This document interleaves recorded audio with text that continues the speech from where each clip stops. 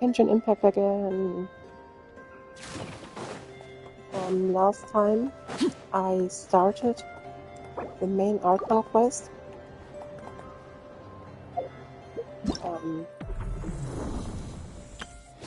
The probably last part of it. And there are many sequences. And I stopped midway. So I think I can continue here. Back to the story.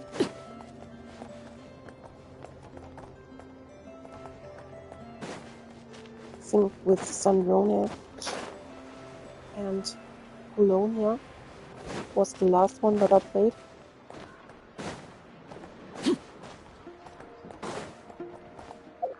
But first I'll do the story ever.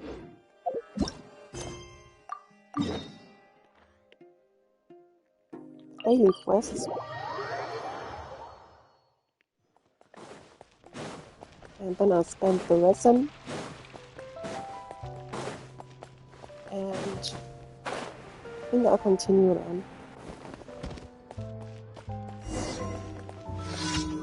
These 3 kids are playing hide and seek.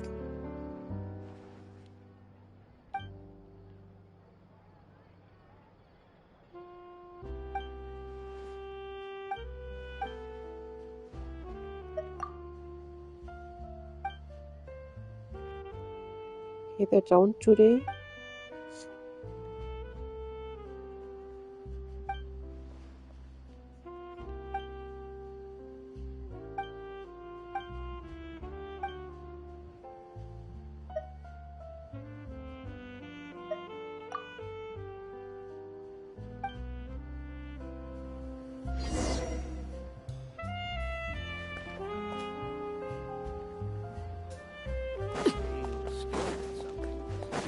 This place.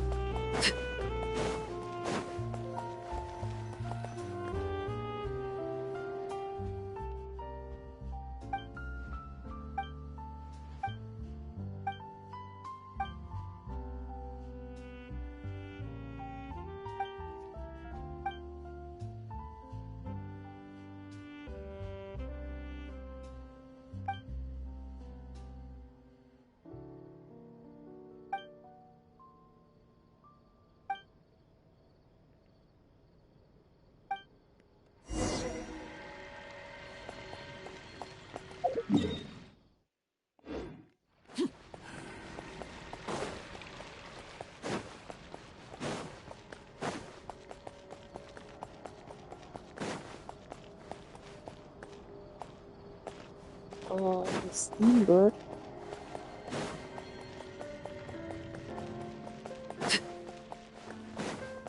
I'm gonna need to take these stairs. Oh, it's a slope. No stairs.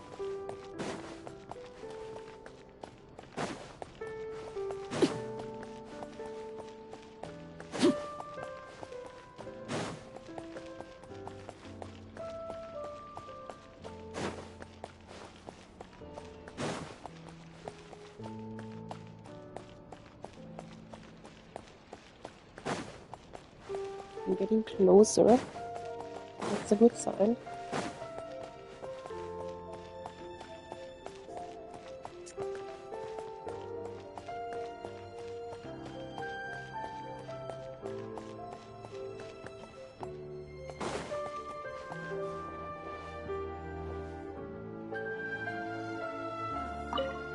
So these are the kind of headlines.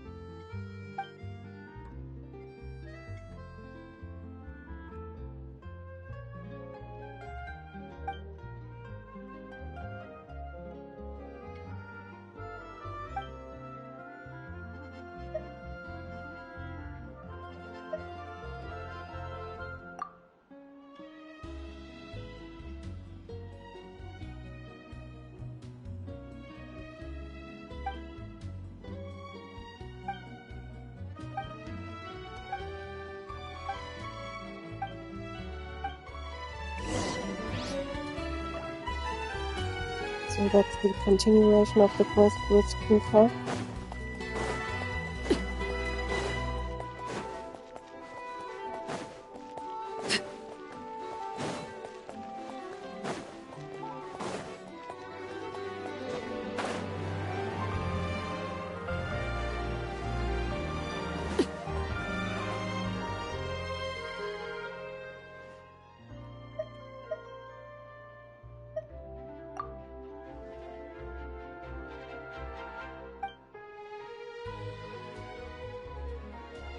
It's called Steam Bird because there is a mechanical bird on the left.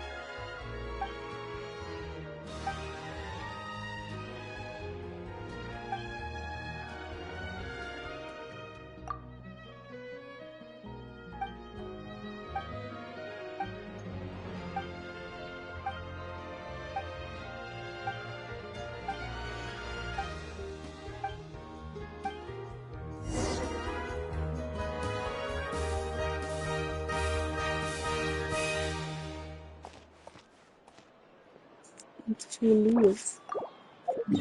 Wherever that Lewis guy is. Somewhere here.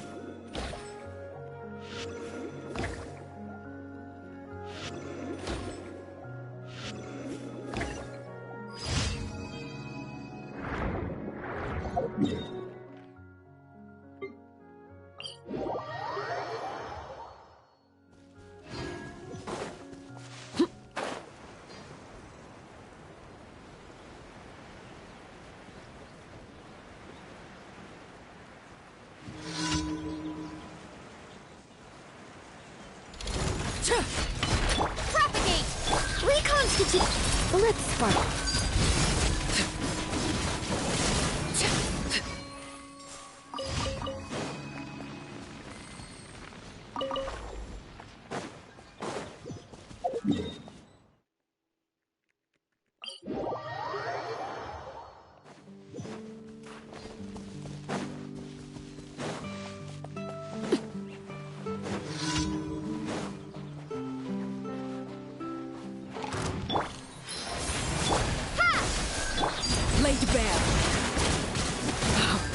Wanted my full attention, did you? Everlasting as the moon! Overruled!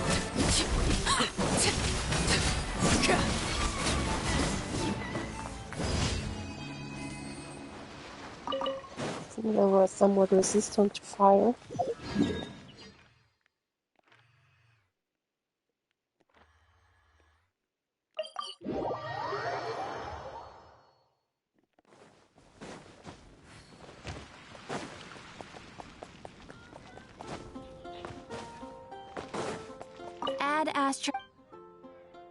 Thank you for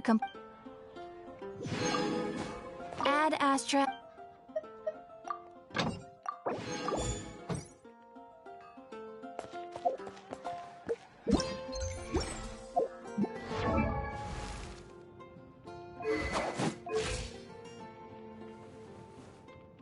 Did you reach friendship level 10?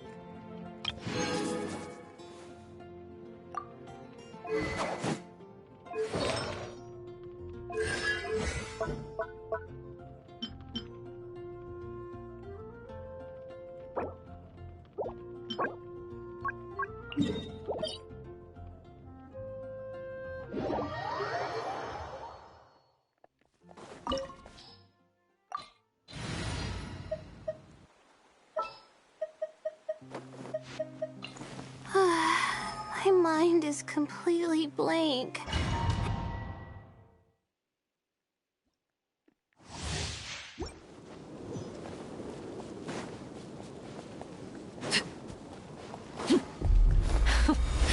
Afraid? Or do you not even have the courage to be afraid? Is it my turn now? With these rising flames!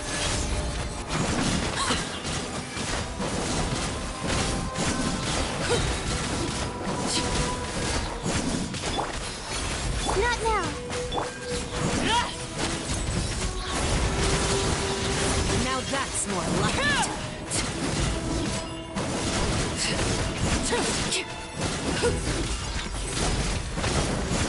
My guiding star, neutralize.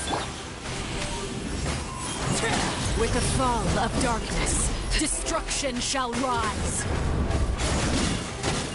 Have a taste of purgatory. Don't be scared. Is it my turn This will now? brighten up the place. Closer now.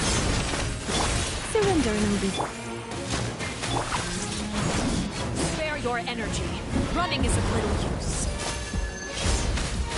This is where you fall. Is it my turn now?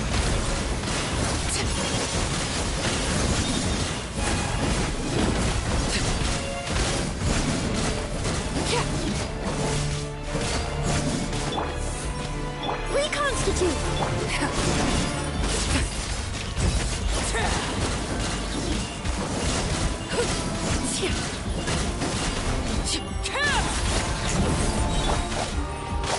Oh, mine to command. Like a fly tangled in a web. Spare your energy. Running is of little use. Witness my rise. Is it my turn now? Not bad. You've proven to be a worthy opponent after all. Not bad. You've proven to be a worthy opponent after all. The night is cold. Oh no. Just My turn. dream. This is bad. Should have killed her.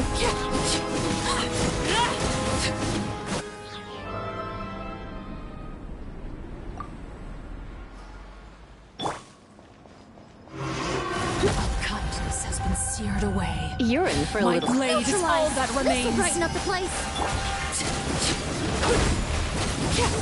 Everlasting as the moon. Overruled.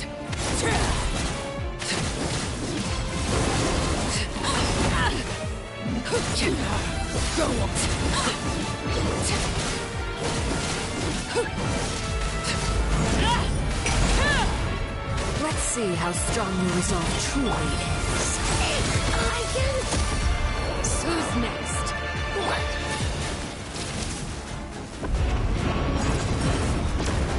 The sun and moon have set. Only ruin remains. You struggle in vain. You're in for a little shock. Laid bare. That make a mess. I need to be more careful.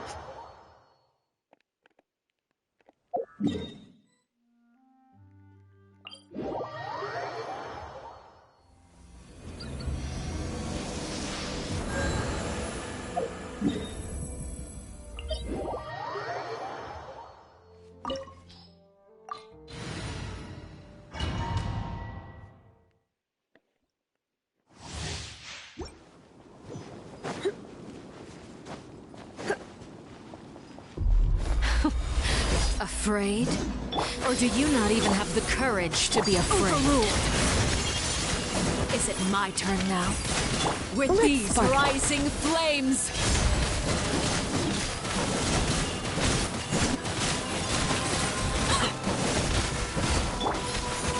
My guiding star! Is it my turn now? Now that's more like it.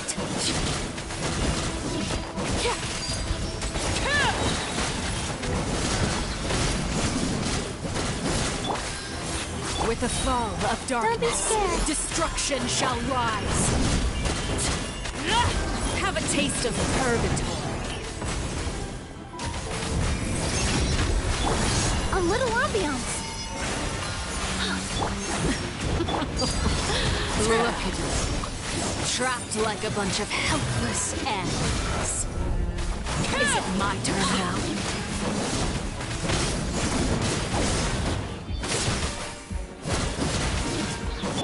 Extract!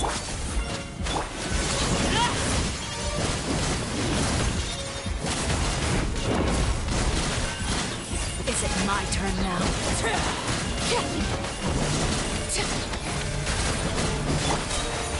Russian floral! With these rising flames, this is where you fall. Is it my turn now? Not bad. You've proven to be a worthy opponent after all. Not bad. You've proven to be a worthy opponent after all.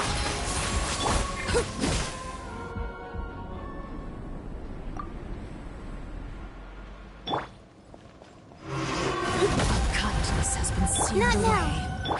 My blade is all that remains. Reconstitute! Laid bare.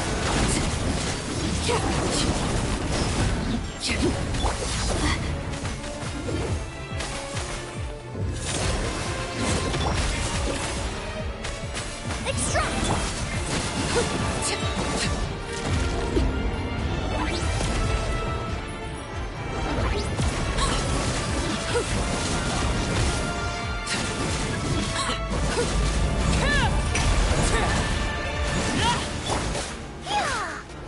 Your punishment Reconstitute! made This'll brighten up the manifest. place. The night is cold. Don't be scared. My turn. No. Who's next?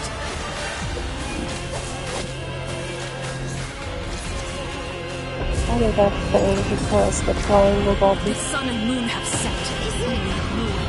No, not singing. All hope has been extinguished. Surrender and I'll be gentle. Come a little closer.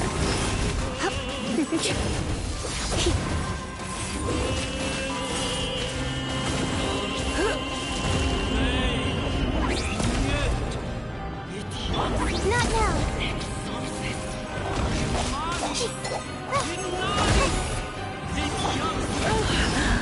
My. You're in for a little shock. Come a little closer.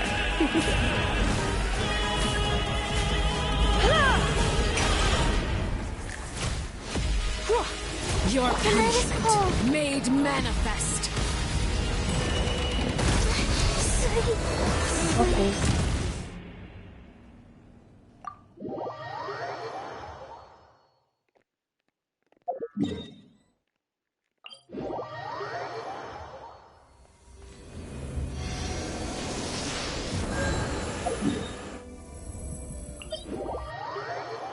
Why am I failing so hard? Shouldn't be that difficult.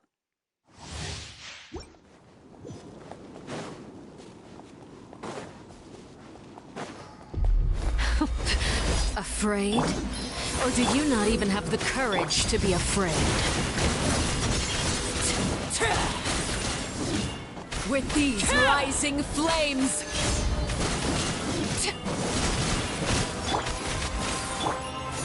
Is it my turn now? Maybe I should switch back to my old team for her. Lisa, Barbara. Now that's more like it. Drat! A little ambiance. Is it my turn now?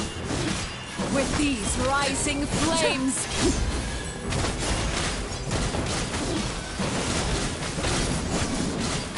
With the fall of darkness, destruction shall rise. Have a taste of purgatory. Overruled. Is it my turn now? Let's spark the... My guiding star. This'll brighten up the place. Trapped like a bunch of helpless animals. Spare your energy. Running is of little use. Reconstitute. Don't be scared. Transfixed.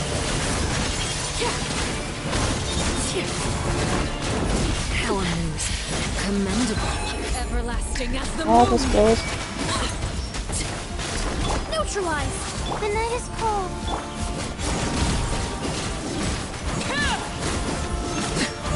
Look at it. Trapped like a bunch of Like I maybe helpless some low on health. animals. My Is it guiding my stars. turn now? Closer now.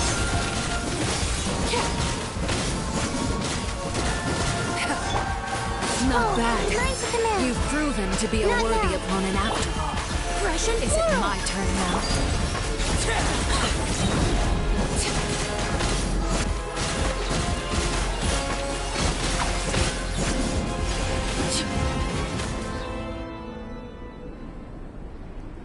Phase 1. Kindness has been seared away. My blade is all that remains. Laid Switching bare. to Lisa because he's the least important. Doesn't matter if he dies. This is where you fall. Transfixed. Doing that position in phase 1 to phase 2. I can. Who's next? That's bad.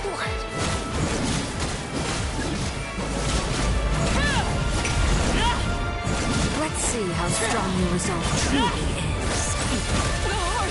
Okay, Who's next? phase failed.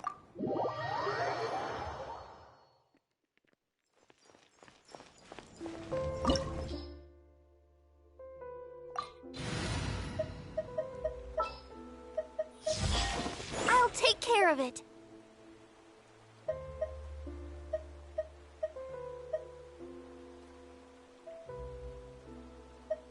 Who was the fourth character actually? Hmm.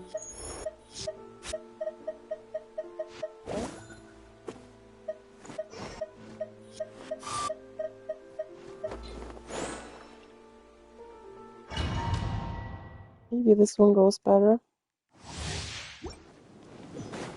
Oh, need to heal first.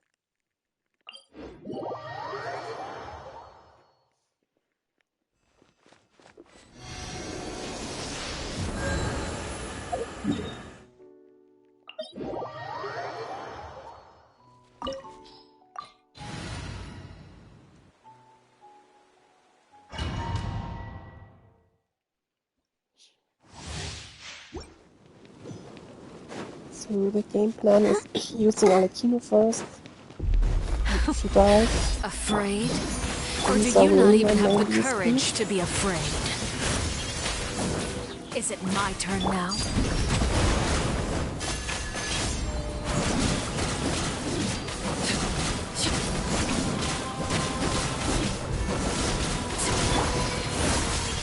Is it my turn now?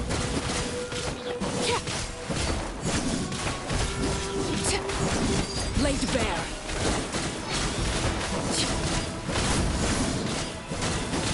Now that's more like it. Is it my turn You're now? in for a little shock. Surrender and be Closer gentle. now. Come a little closer. This'll Is brighten up it the my place. turn now? Transfixed. With the fall of darkness, destruction shall rise. Have a taste of purgatory. You're in for a little... Witness mine. Is it my turn now? Laid bare.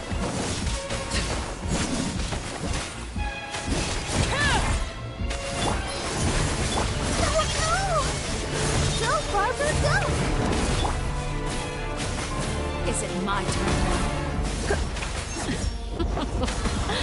Look at you. Trapped like a bunch of helpless animals. Fresh and floral! Closer now.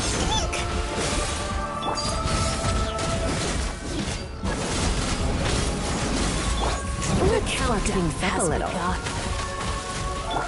Like a fly tangled in a web.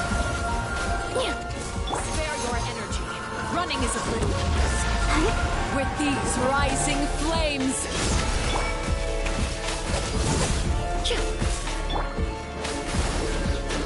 Is it my turn now?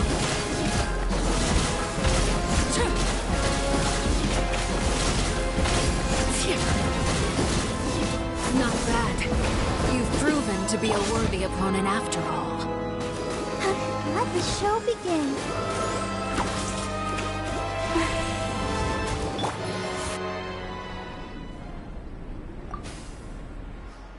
Barbara survives the hit. So, using her head. Darkness has been seared away. My She doesn't blade is take all that remains. This'll brighten up as the much place. damage as other characters. Overruled. Wanted my full attention, did you? This is Oh, this is a close. Reconstitute!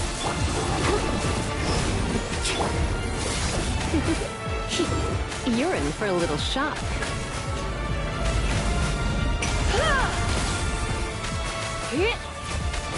Neutralize!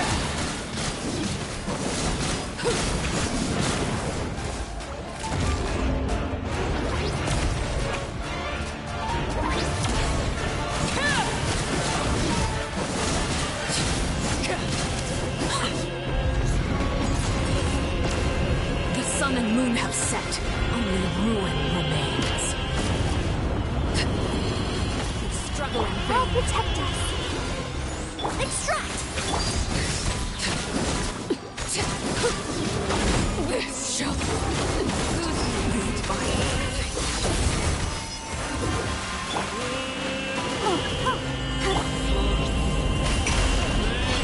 Let's see how strong a little the resolve closer. truly is. Ready, steady, go!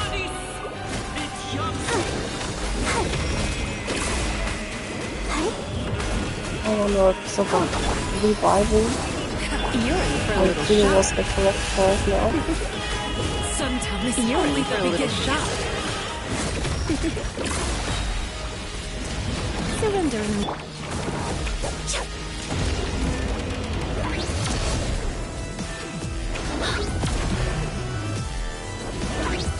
Neutralize! Let the show begin! You're in for a little shock. It looks like I got carried away. I still think I've won. Brighten up the place! Extract! The sun and moon have set. Only ruin remains. All hope has been extinguished.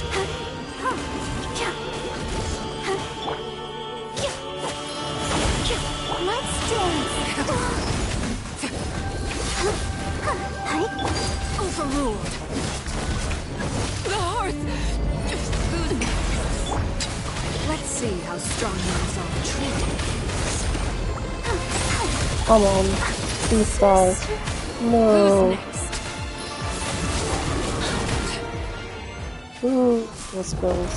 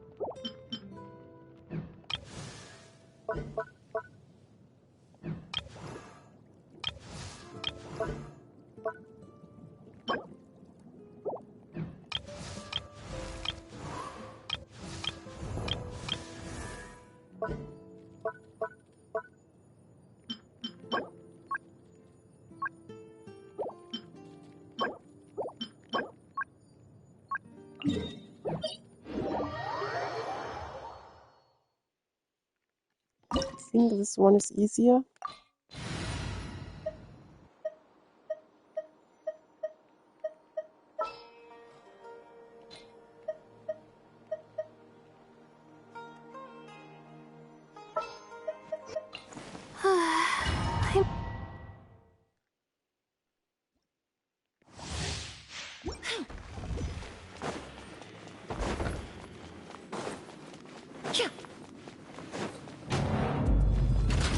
And phase 1 is super free and phase 2 is a bit weird.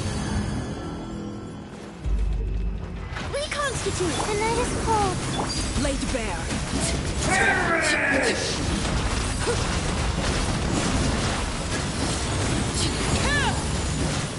Ignoring text. A little audio. Insignificant past! Stars.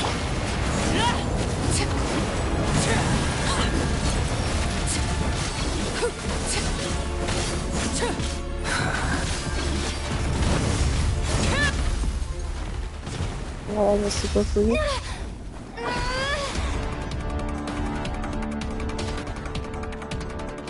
1,000 eons, mine to dominate.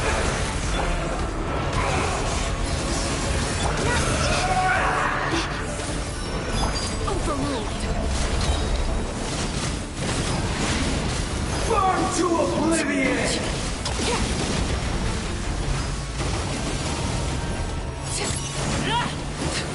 Tremble!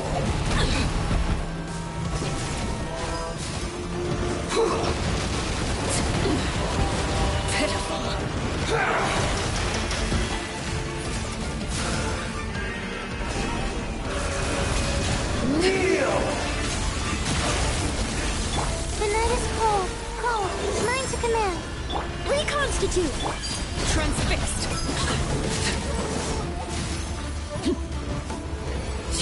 Reality is pain!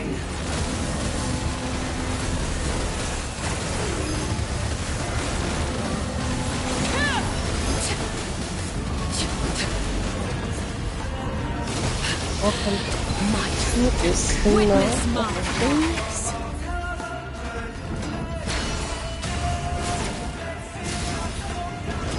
Laid bare. Burn to oblivion! My guiding star.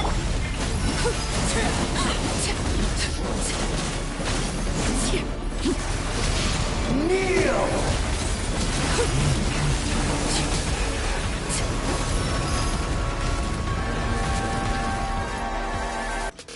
Good riddance, cruel world.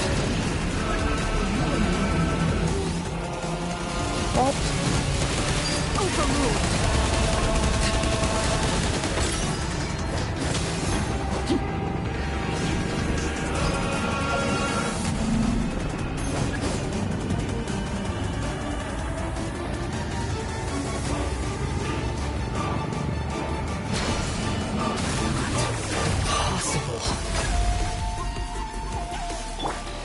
Reconstitute. This will brighten up the place. The night is cold. Try not to. Look at the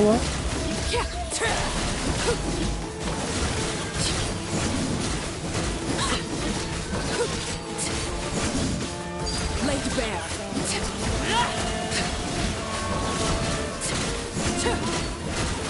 I was Yeah, this boss fight was so much easier in Alicino.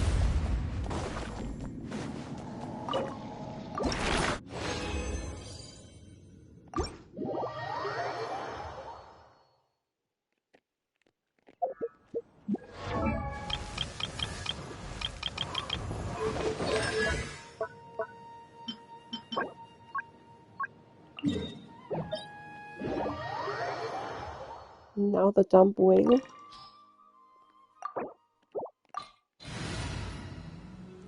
And this one also isn't that hard.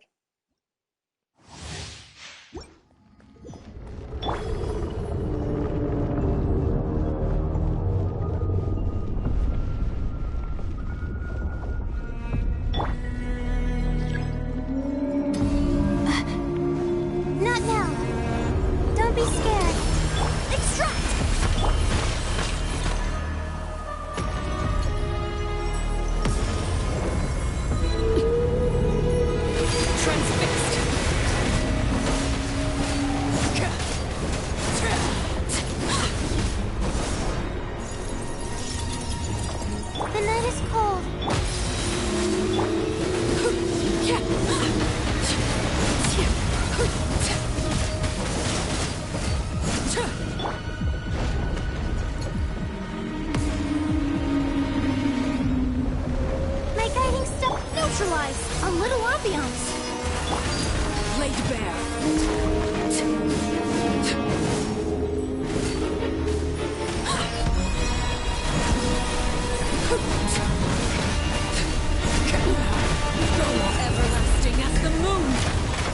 remember him being with me.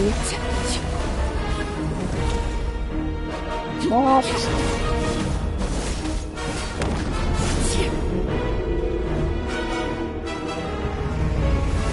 What's the swallowing me?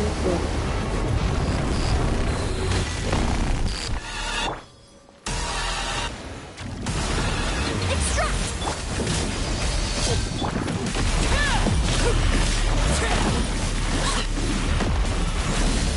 Transfixed.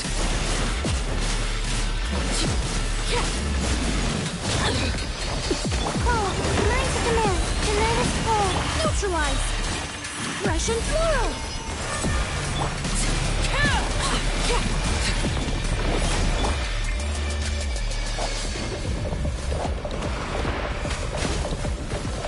My guiding stars. Reconstitute. You're in for a little shock.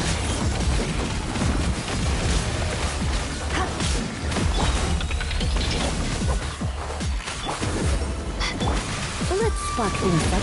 This is where overruled.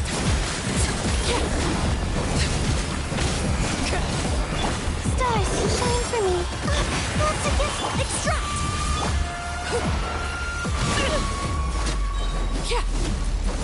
A little ambiance. Try not to enjoy them.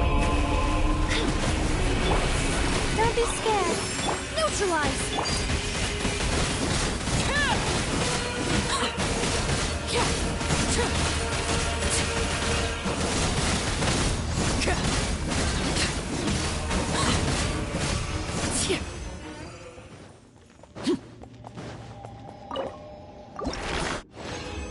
Also rather easy.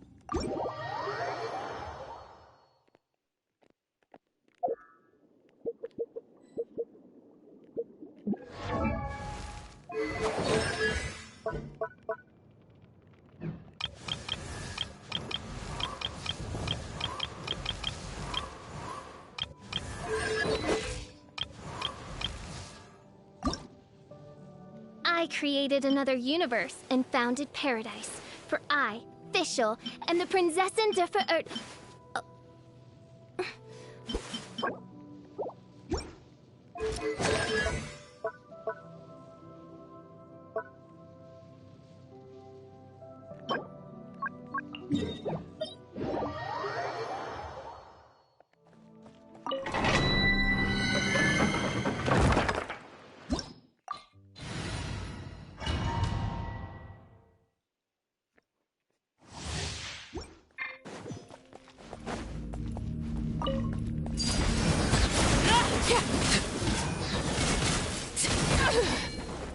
Witness my rise. Laid bare.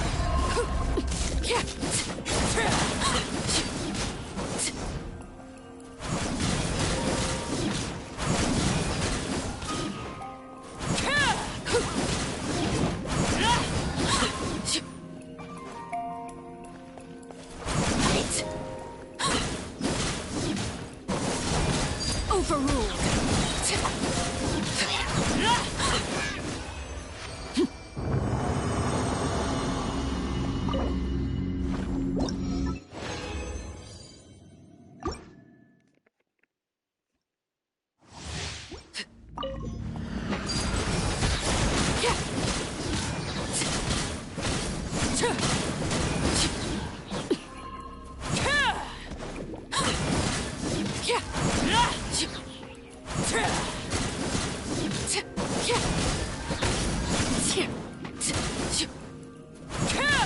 Transfixed.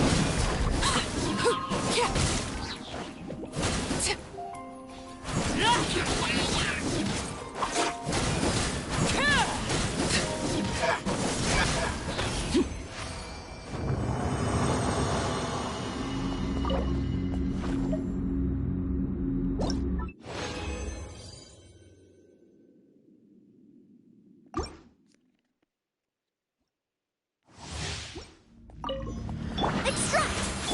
Overruled.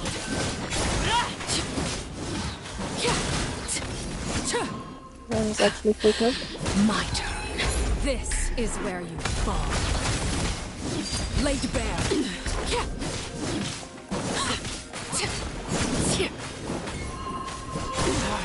Go on. It wasn't, I think.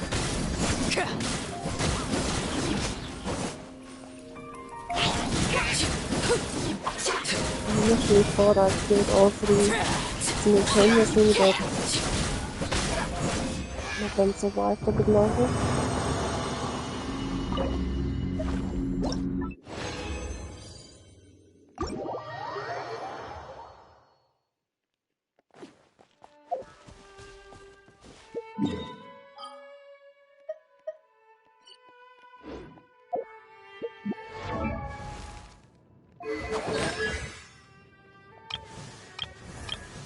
And that's enough grinding for now.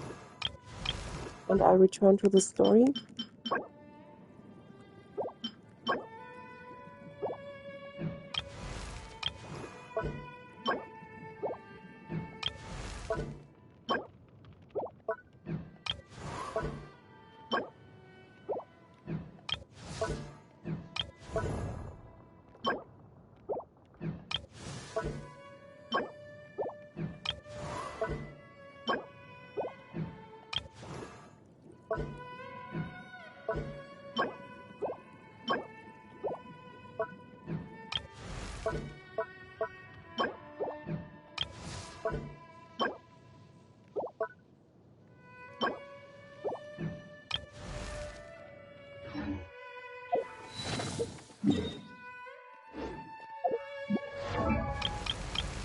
And I'll level Barbara's talents.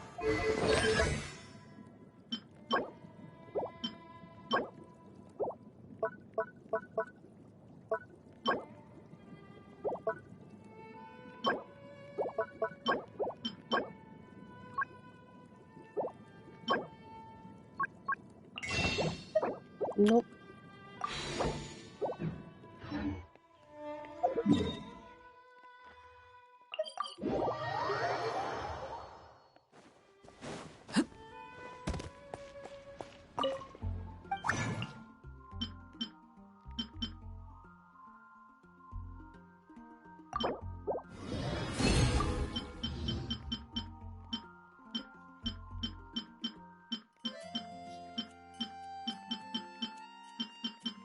Freedom.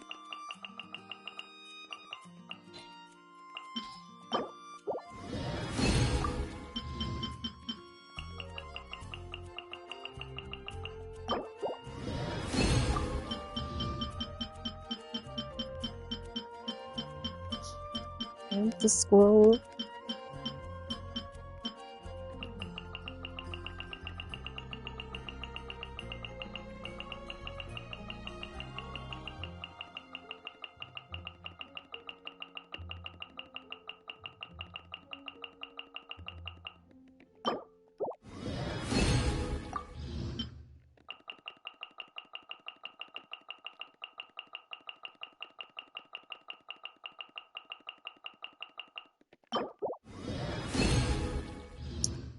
Three is not that much, I think.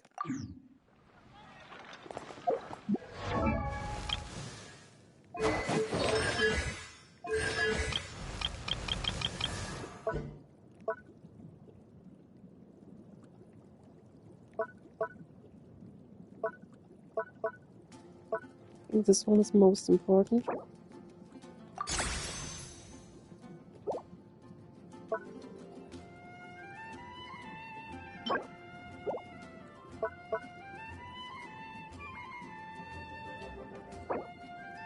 This one is if I want to attack with her.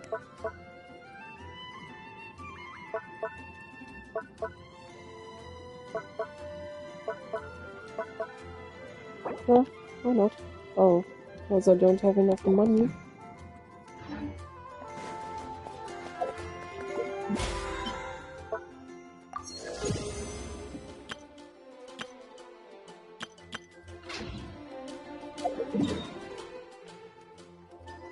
And I need to do some of these golden spheres again. These ones. Not now though.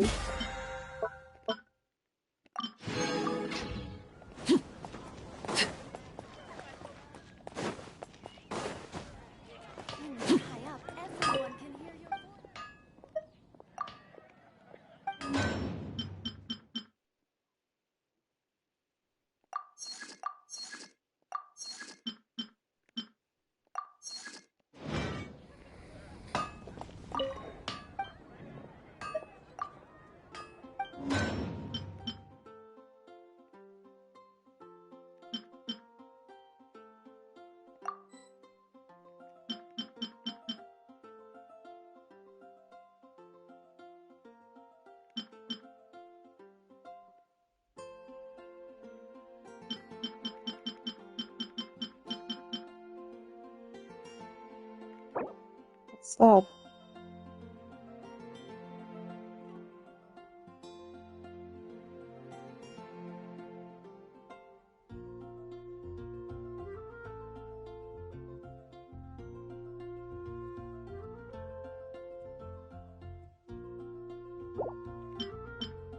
It's just a weapon for mages.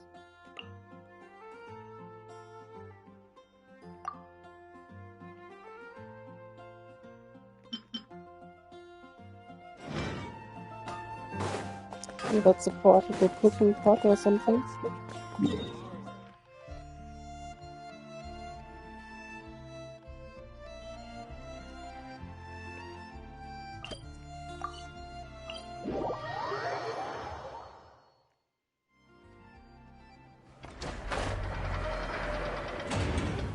Not in a boat with auto. Probably the next part of the deal.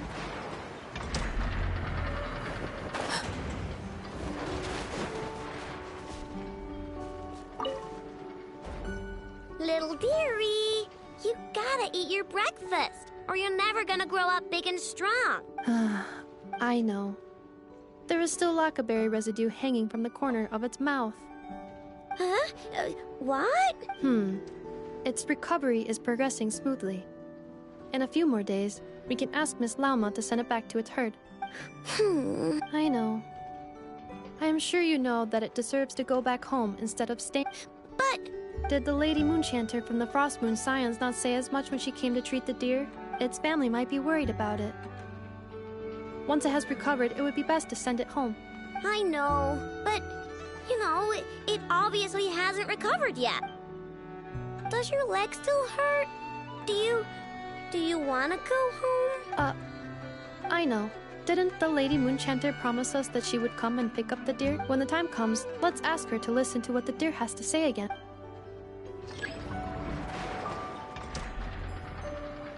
I know. When the time comes...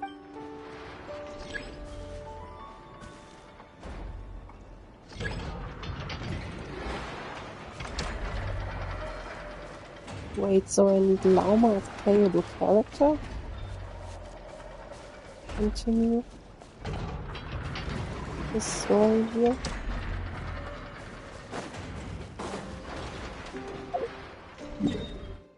That probably won't happen.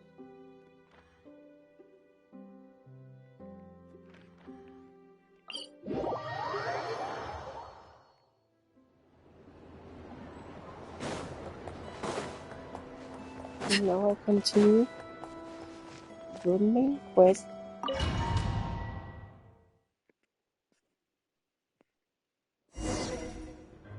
Yeah, that's where I left. Polonia. Search keyword world formula and bring me all relevant books.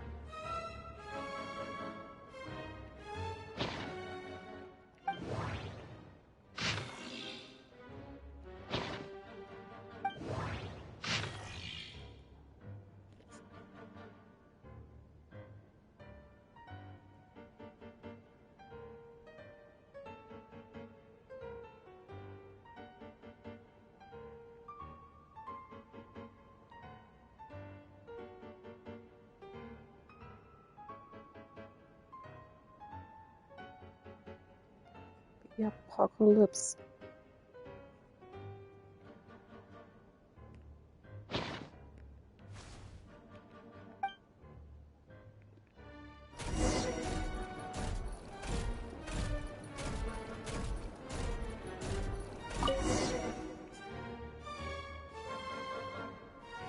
Let's see.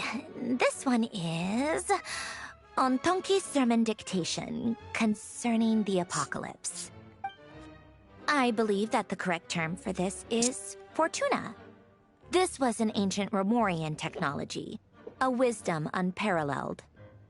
I never imagined that Romorian ideas would be so similar to the diagram I have named, the World Formula. This is strong evidence that human civilization should gradually shed possibilities as it continues to explore and evolve. The end of humankind may well be upon us right now.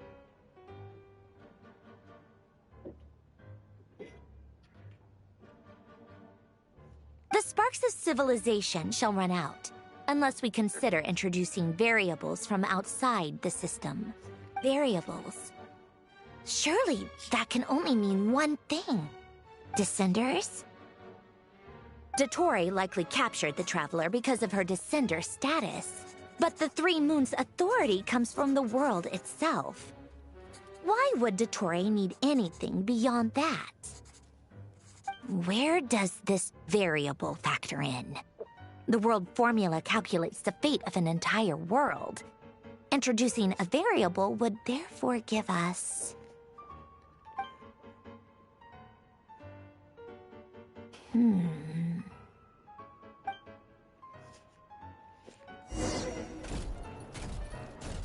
Polonia, search keyword pathway and bring me all relevant books.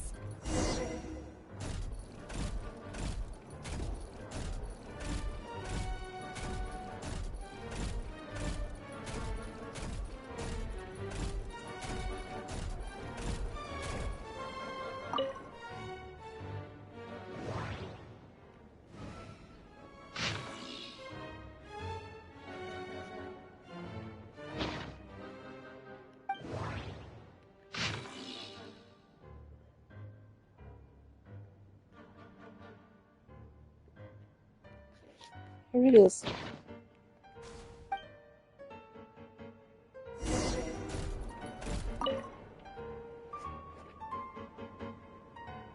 Otonki Sermon Dictation. Explications on the Chemical Marriage. These titles are pretty esoteric. Observe and compute the pathway displayed in the guidance diagram. Deconstructing and reversing its effects could generate potential ideas. So, it's one of Renee's draft lectures. Deconstructing the pathway. I suppose that could lead to a breakthrough.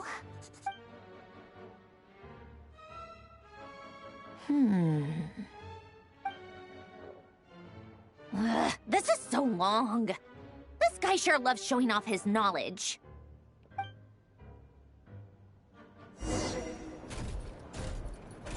Polonia, search keyword tree model and bring me all relevant books.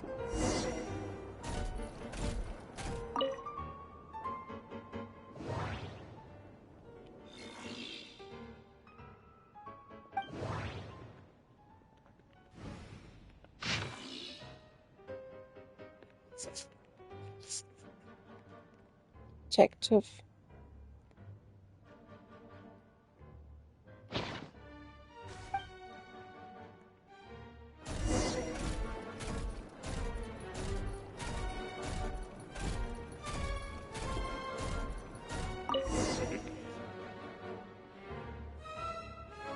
Most of the experimental devices proposed by the Lilia Crucis Ordo are built based on the simple and basic logical structure of a tree model. Most of the experimental devices proposed by the Lilia Crucis Ordo... Lilia Crucis... Guess they were trying to cover up the name of the Nautitzenkreuz Ordo? When Duke St. Germanus departed, he said, "It seems that there's no going back." Alas, he is only a genius when it comes to machines. In all other things, he is but ordinary. Excuse me? I'm sorry. That's just ridiculous. What kind of book is this? Great Detective Herlock, The Alchemist and the Clockwork Saint? Isn't this a novel? Come on. Still, the author swears that they knew Renee well. Whatever. I guess it's not beyond the realms of possibility that Renee would say nonsense like that on occasion. Memory, wishes, souls, and persona. Frankly, this sounds more like occultism, but if Albedo vouches for it, I suppose there must be some alchemical basis to these techniques. The way Alain Guillotin saw it, the world was comprised of machines. The universe needed machines, and thus his technologies were created. The way Alain Guillotin saw it, the world was comprised of machines. The universe needed machines, and thus his technologies were created. That's why I was born. The way Alain Guillotin saw it, Renee, his full name was Renee de Petrichor, if I recall correctly. Sounds like he and the town must be intricately connected. That place was also the source of most of our information regarding Remurian civilization. Seems like some of his projects were based on their technology. The cutting of souls and storing them in vessels. These seemingly unrelated techniques underpinned Renee's research, assuming that the 4 orthants correspond to alchemical categories. The chemical marriage model? Alain would have scoffed at that. He never would have let those theories or parameters anywhere near his mathematical formulas.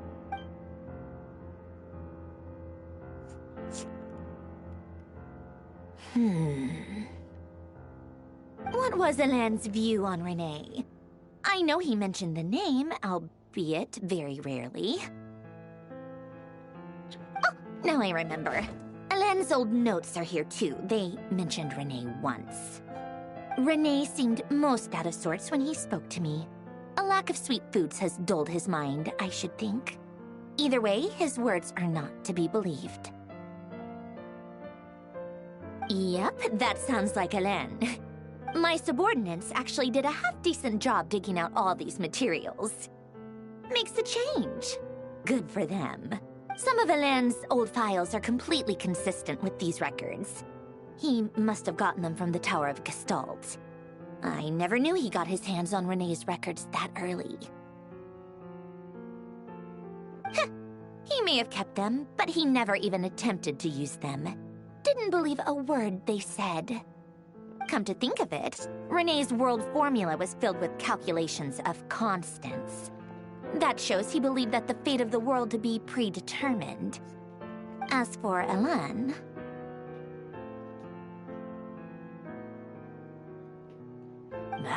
it's been too long. I forget what he said. What would he have said? A guy like him, fervent believer in machines, but not headstrong enough. The world can be changed. It is worth persevering. Yes, that's how he used to think at least. He created that procedure to save this world. Yet the scale of the world's fate proved too enormous. The result was beyond his ability to calculate. He died having never seen the outcome. And there I was, left behind in the ashes of his dreams. Did you really never take a close look at Renee's research? Or did you read it but deem his philosophy incompatible with your model? The very thought of trying to incorporate his ideas probably made you feel sick to the stomach. Well, don't worry, because there's a whole new category of lunatic in town. Next to Dottore, every other madman looks sane. You once asked me what I wished for. Should have asked him instead. He's the one pining for things you'd sooner die than witness.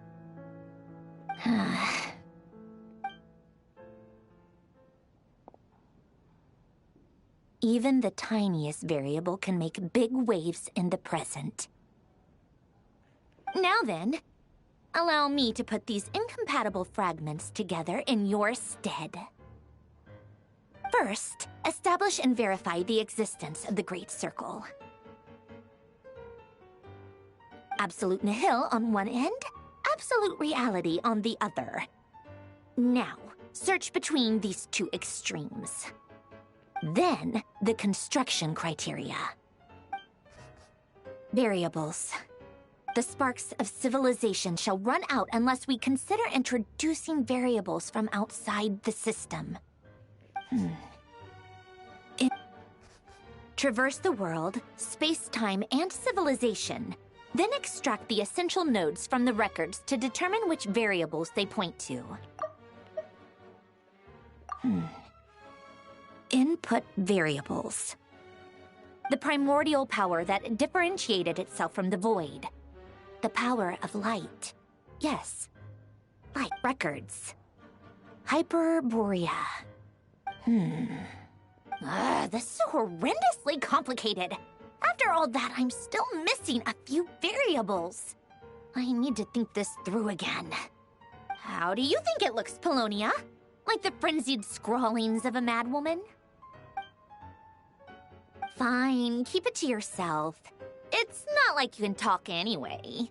I'll assume you gave it a passing grade. I jest. But true madness does often start with trying to save the world. What would Arlecchino and Columbina think if they saw this incomprehensible hen scratch? They'd probably have me institutionalized. So would Rosaline. She's been dead for a while now. When I close my eyes and think back, I can still see her face. And that enormous dress she used to wear. Such a bizarre choice. What possessed her? Oh, and the clack-clack of those heels used to drive me insane. No one's asking me, obviously, but I hope you all know that I never wanted to save the world. I'm not crazy. I don't have delusional ambitions, and that's a clinical fact. The world needs a solution, but I don't need the world's validation. It's the world begging me for answers, not the other way around.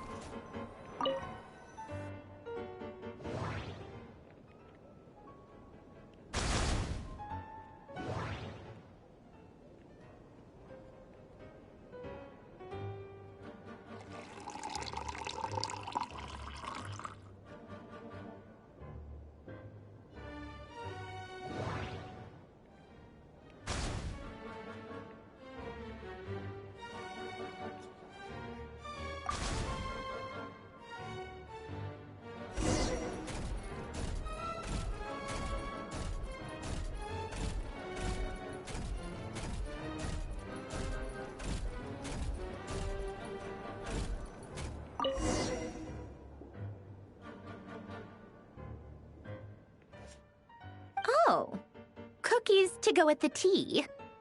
Let's see. They must be from that person who brought those documents. I see they're from Hotel de Boer.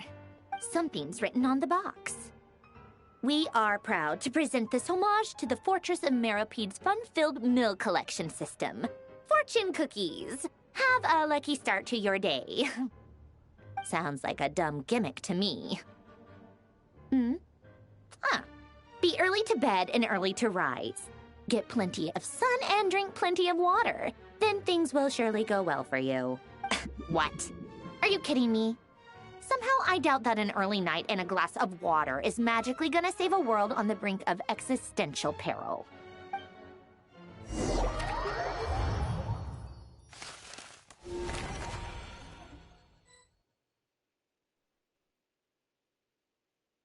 Lady Arlecchino, word has reached us that Lady Marionette's troops are all in position. They are ready to act as soon as the order is given. Excellent. The only thing is, they are fewer in number than we expected. It looks like many of them must have lost their lives at the hand of the monsters released by the Doctor. Can't be helped. Allow them to join our ranks, and keep in contact. As you wish.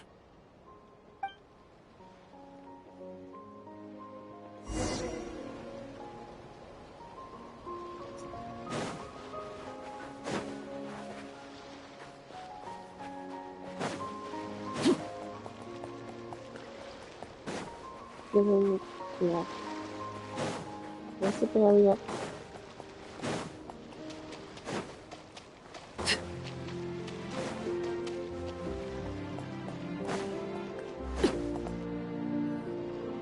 It's been a while, Arlecchino. You look well. Did Dottore really have to build his lab right on the sole path between Snezhnaya and Nodcry? Had to go on a huge detour to stay out of its line of sight. Sounds like an arduous journey. I assume you've brought word from Her Majesty? Of course, all part of the job. Firstly, the Tsaritsa has authorized Fatui Internal Affairs to review Dottore's case. They will reach a formal verdict on whether he has turned traitor and whether he poses a threat to Snezhnaya. Okay. While they're working on that, I've been ordered to come and receive the refugees from Nodcry. They are nearby. My team will escort you to them shortly. Great. Aside from that, Her Majesty has a message for you and Sandrone personally. Huh? Where is Sandrone? She stayed behind to work since I was making the trip anyway. It seemed sensible to have one person on standby at base while the other came out to meet you. All right, guess that's just how she rolls. In that case, tell her that the Tsaritsa's decree this time is pretty awesome sounding. I think she'll like this one. Still, I wonder what... Wait, what's that? Did one of our troops turn into a monster? Take him out.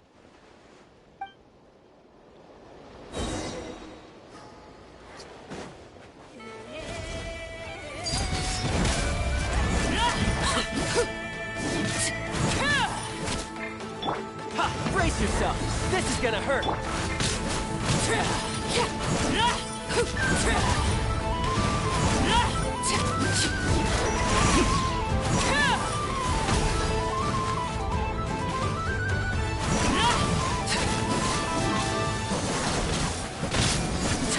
Transfixed! You've gotten stronger, Arlecchino. Nice. Stop that right now. I appreciate the praise, but I'm not fighting you today. I knew it.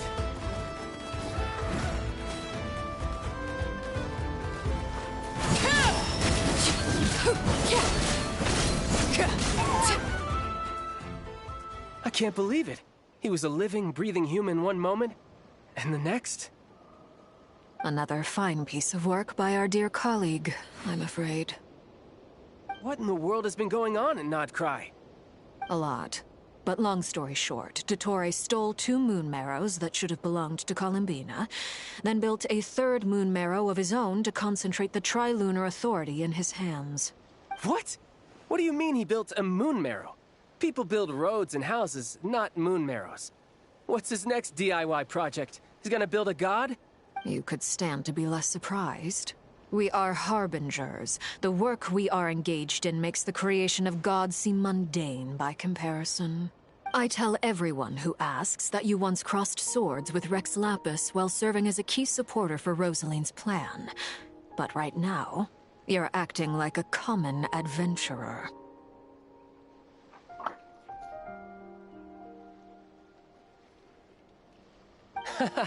Thanks for speaking up for me. Those 2 really took me for a ride back then.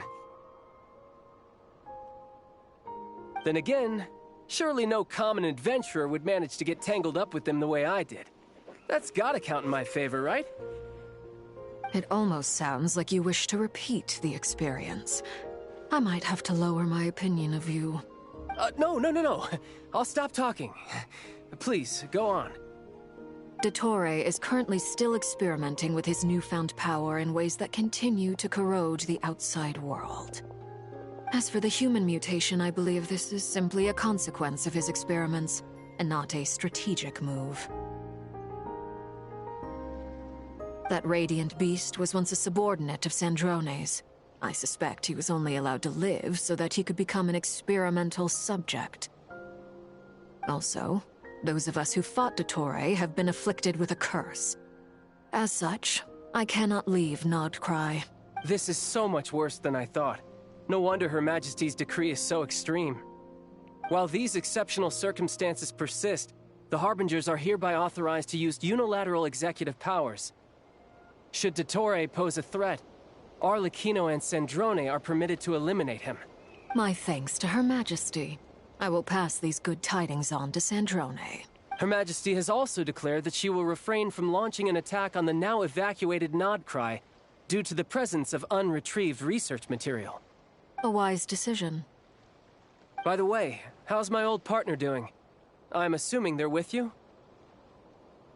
Partner? You mean the Traveler? I'm afraid I have bad news. She was captured after our failed assault on Dottore's lab. Her whereabouts are currently unknown. What? Why? Since when does Dottore have a bone to pick with her? That is indeed the question. I'm not sure he does. He must have some other goal in mind. This won't do. I have to rescue her. You can't. We have no idea where the Traveler is. What am I supposed to do then? Stand here twiddling my thumbs? Sandrone is working on it. The best thing you can do right now is complete your mission. Fine. I guess I'll leave this to you then. One last thing. Tell the Rooster to get the message out to the gods and citizens of every nation in Teyvat. Beware. An uncontrollable pollution is spreading forth from Nodcry.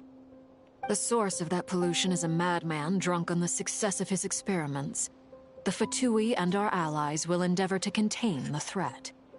However, if Nodcry falls, things are likely to escalate.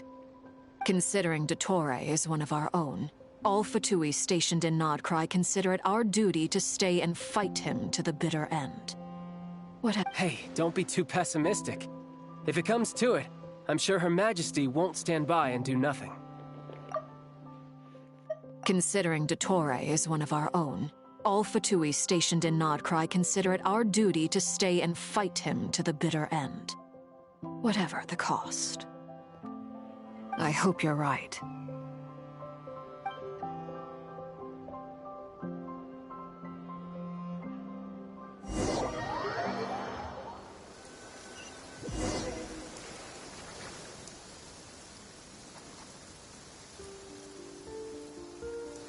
You're right on time.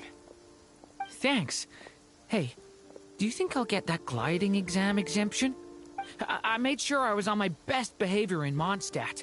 I landed well outside the city and walked in through the gates. I'll help you apply, don't worry. For now, let's see what we have here. What are the doctor's energy fields even made from? The usual attract and repel principles that govern Kuvaki don't seem to apply to them. They are very mysterious, but ultimately, they appear to be comprised of energies from the three realms. Thanks to research by Master and the Hexen Circle, we know that Teyvat's 7 elements are derived from the more primordial power of the Light Realm, which is antagonistic with the power of the Void Realm. Since you have the power of the Dragon Durin within you, I'm sure you can already tell that this energy field contains no abyssal energy. That's true. It's not abyssal energy, it's something pure, wild, and untamed. I've been thinking about something. Do you still remember the device that Dory supplied from the Academia when you and Miss Columbina fought Reria? That was one of the most marvelous feats of ingenuity I've ever seen. The design, the craftsmanship, the material selection. I couldn't fault any of it. Not to mention the operating principles. Surely the most ingenious feature of all. Dory didn't go into detail on how it functions, but I have a working theory. The clue was that Miss Columbina was somehow able to use the pyro energy that you provided. Despite the fact that, as a moon goddess, She should only be able to use light realm energy in principle.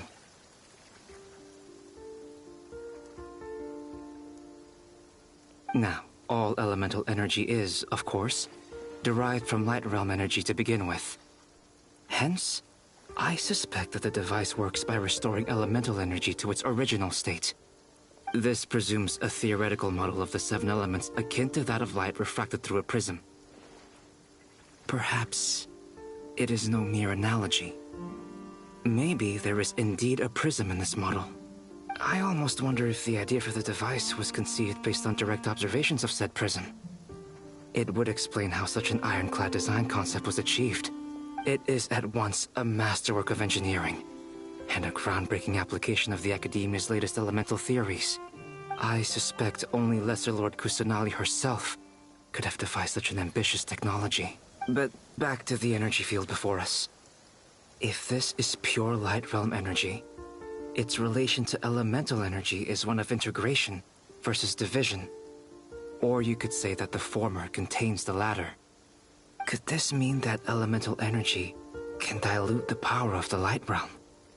Should we give it a try? We should.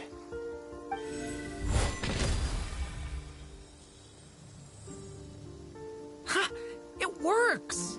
Clear signs of disruption were detected at the periphery of the energy field. This indicates that elemental energy can disturb or even negate the field. Now you try. All right, here goes. It's working! Switch to abyssal energy and attack again. No surprises there. Abyssal power drains the energy field to a significantly greater extent. I now feel confident in asserting that the energy field is indeed pure light realm energy, and that elemental energy can dilute it. But the energy field is huge. How much elemental energy will it take to neutralize it? We don't have to neutralize it completely. We can try other approaches. That's all for theory. Would you like to continue watching? So you knew I was here. Huh? When did you get here? A while ago. But Albedo sounded like he was working on his thesis defense back there. Back in Sumeru. You can end a person's whole career by interrupting them mid-speech. Very thoughtful of you. I'm truly touched. Could I ask you to lend me a hand? With what? A little test. Try using Anima to unleash a concentrated assault with circular blades, with the goal of breaking through at a singular point. Nice! This time it tore through the field. Tremendous. This is a major breakthrough. Should we go through? We probably shouldn't risk having mutually antagonistic energies in such close proximity. Durin, you stay here and watch the entrance. Hat Guy and I will go in to investigate. Sounds sensible to me. Keep your eyes peeled, Durin. Don't worry, I got this. You two be careful in there. Just give me the signal if you need help, and I'll dive right in. What do you mean, signal? It's based on a new alchemical concoction I developed last month. When 2 bottles of it are smashed on the ground together, they emit a blinding burst of light. If it comes to that, remember to shield your eyes with your hat. Glad I asked. Thanks for the heads up.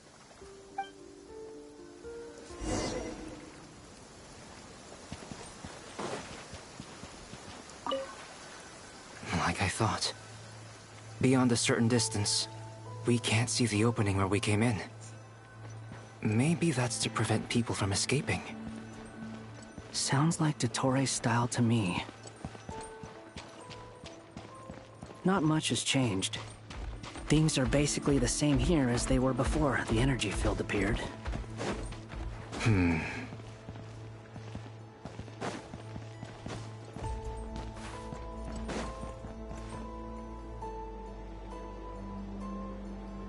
They have no heartbeat and they're not breathing. We can only assume they're dead. But there are no visible wounds. Also, there's an animal squatting next to each body. It's watching us. That's not an animal's gaze.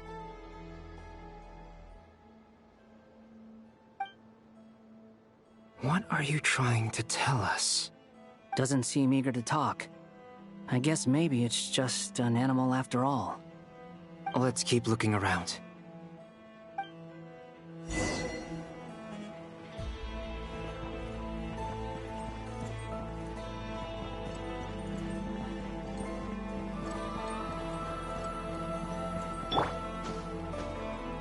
Behold!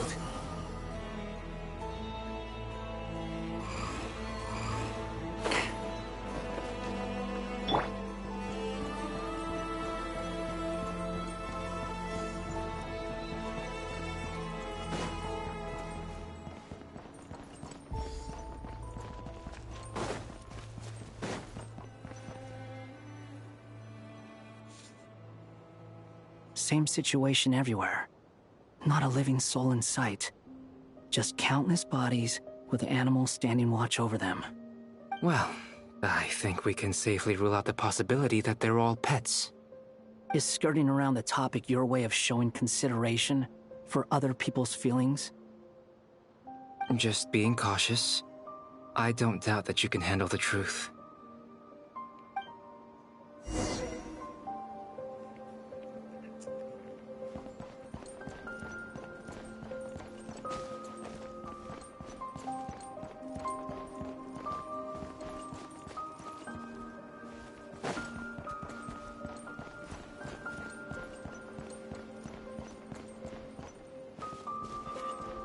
Careful.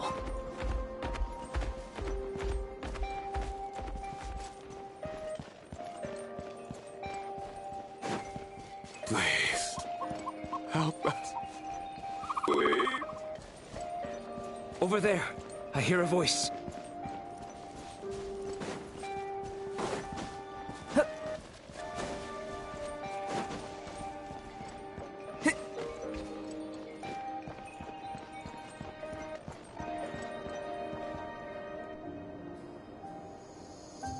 Please. Help us. Please. What happened here? I don't know. Suddenly, everyone collapsed. Then my line of sight got lower. I still have some of my senses left. I gotta get out of here.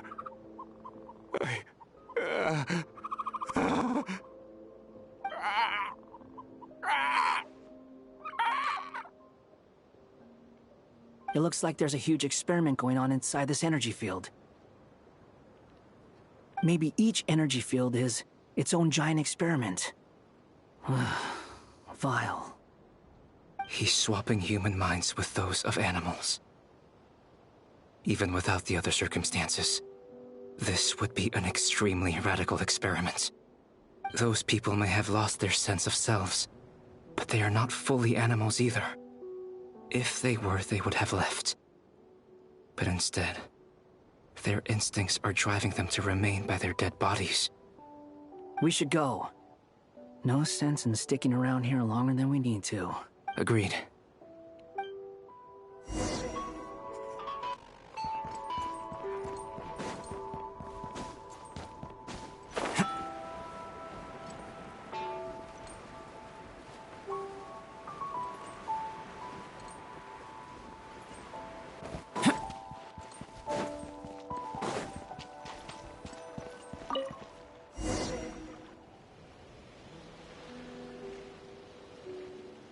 You're back! Everything okay? We saw some things that take a strong stomach. Otherwise, we're fine. We should share our findings with the others.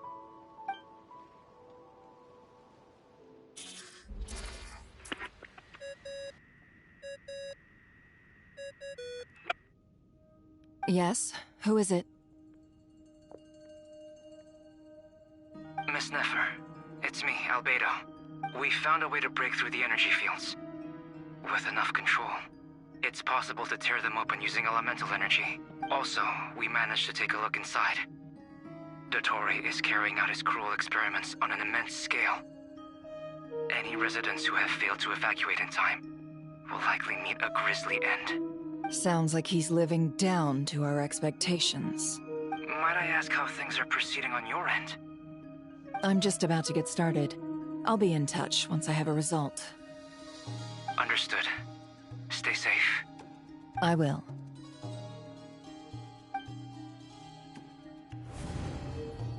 Well, Nefer, I'll link up with you once my tasks are complete. What makes you think I'd need you to do that? I'll need it. And considering the way you approach certain matters, I think you'll be better off with me present.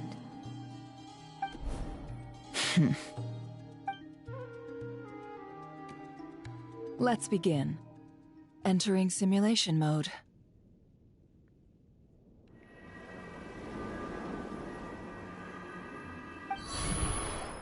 A vast wasteland. Is this the Traveler's inner world? I was expecting something more vibrant to be— Wait. Someone's there. What are you looking at? In that case, I'll look at it with you. I want to know all about everything you've seen and experienced. Is there somewhere I should return to? Or should I stay here and be the hero everyone says I am? I don't dislike my current life. Roaming the land, fighting battles, accomplishing missions, earning a living, looking after Paimon. It's not so bad.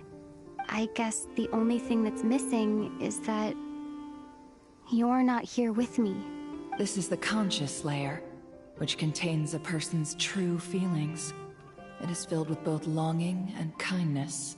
I suppose anyone who lives long enough ends up wishing for someone who can't be there. Maybe it's the only way we can feel truly alive. Time to delve a little deeper.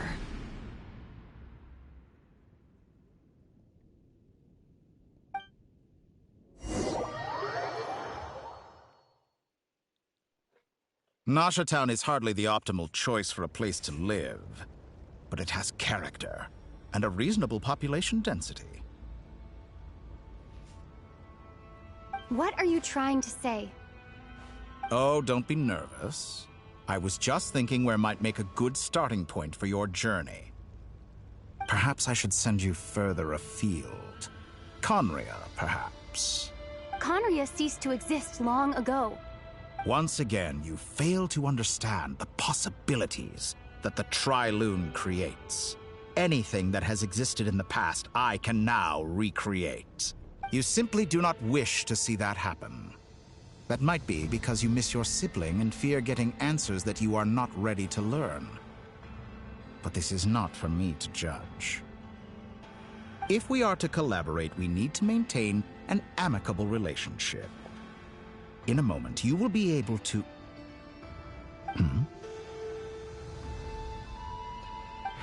Oh no.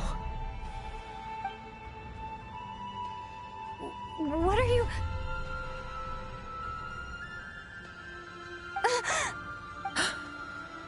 What are you gonna do? Don't move. Something unwanted has crept into... Oh? Gone as quickly as it came.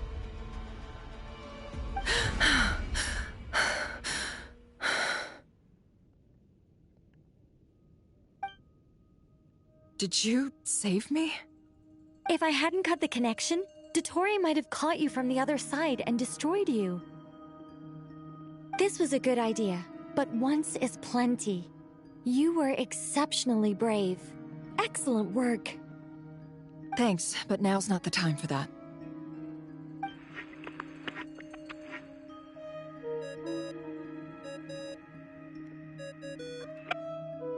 Albedo speaking. I think I know where she is. What is this endless darkness? I can't see anything, even though my eyes are wide open. But why? What happened?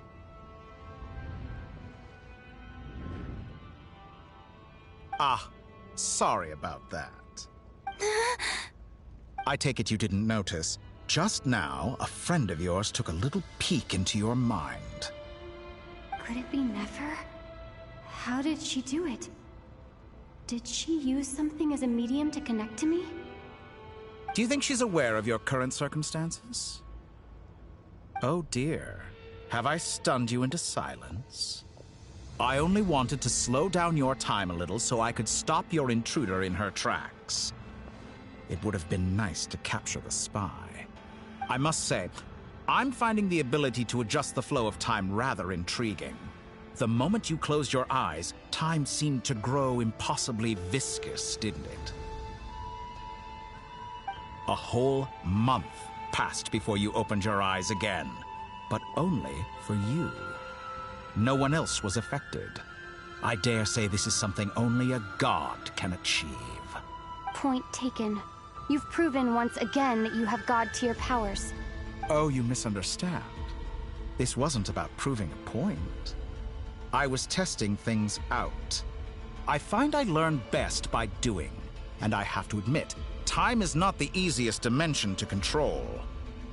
I only wanted to make you sleep for a short while, but it ended up lasting a whole month. Clearly some finesse is required to wield the authority over time as I wish. I hope you're not angry with me. It was only a month's discrepancy, nothing too serious.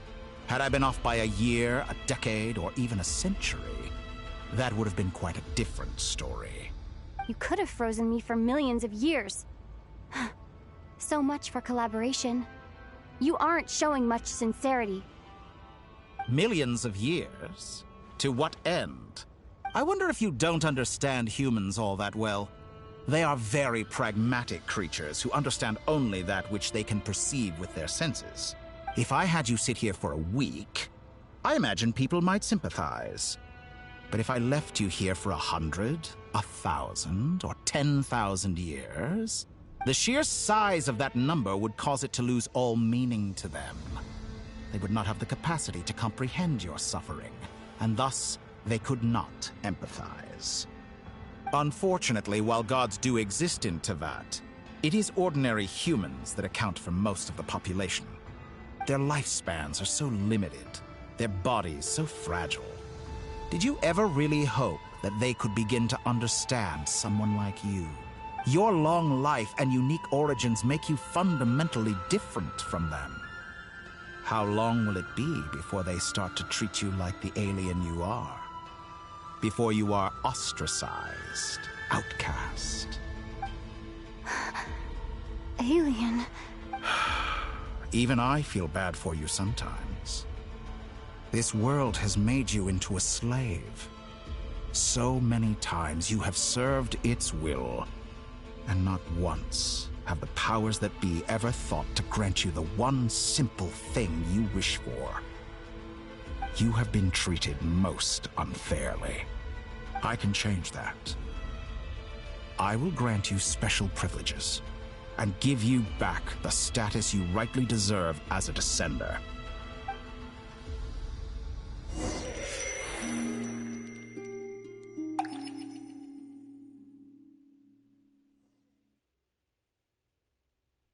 I've entered the past 3 times at this point, but I still have so many questions. For instance, beyond each point being further back in time than the last, what determines the specific locations at which I can make entry? So far, the common thread linking all 3 scenarios is that the Traveler has been present. But it's more than that. I know I sensed something familiar around her. What was it? I'll keep this question in mind as I carry on.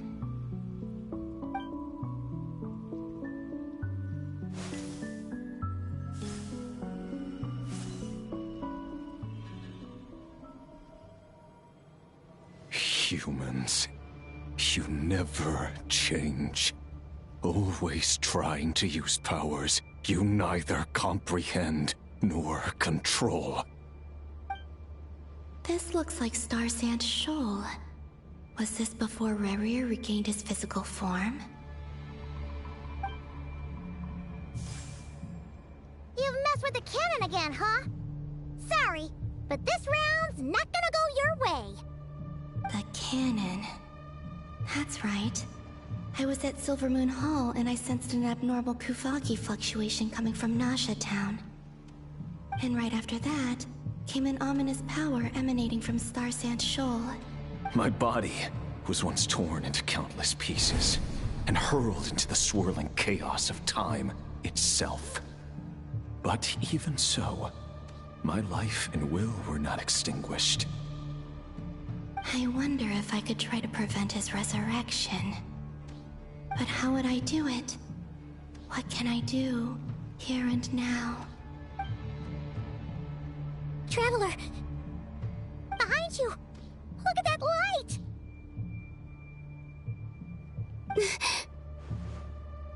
No, I won't make it in time.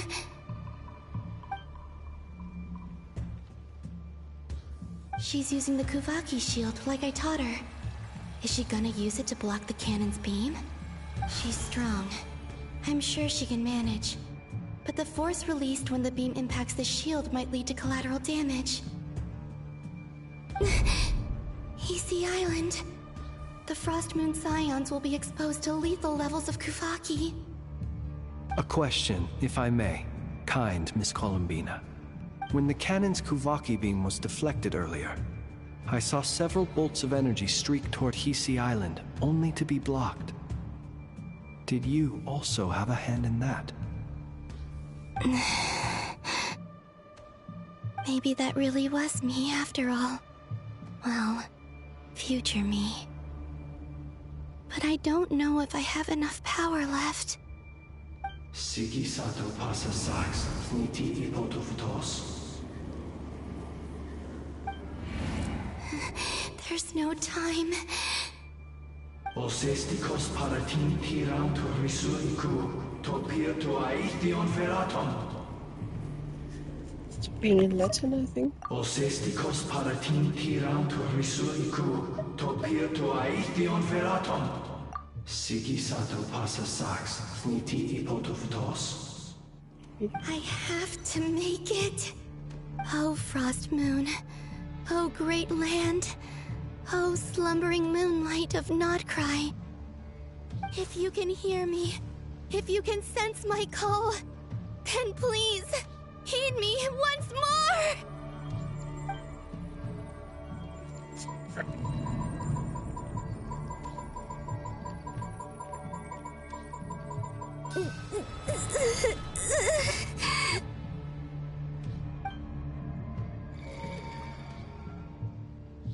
Did it work?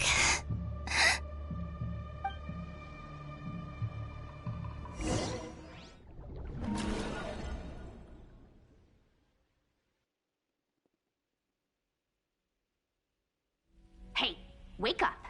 Hey, did you hear me? Columbina, I said wake up, now!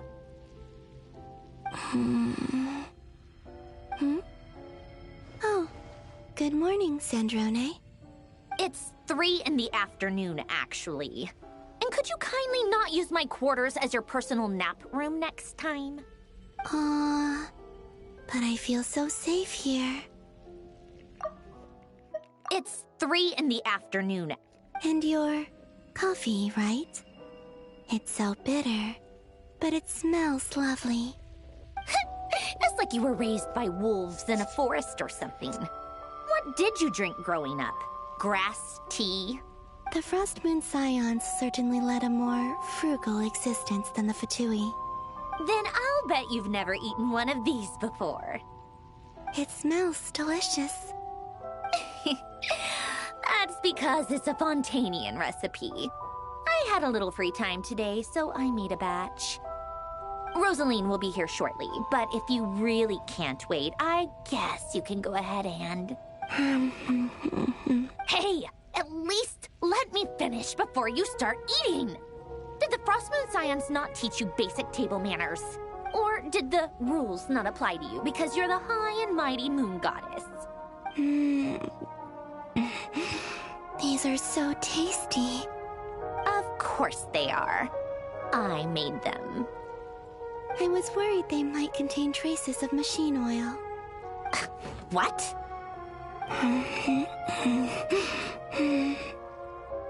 You know, there's something I've always wanted to ask you.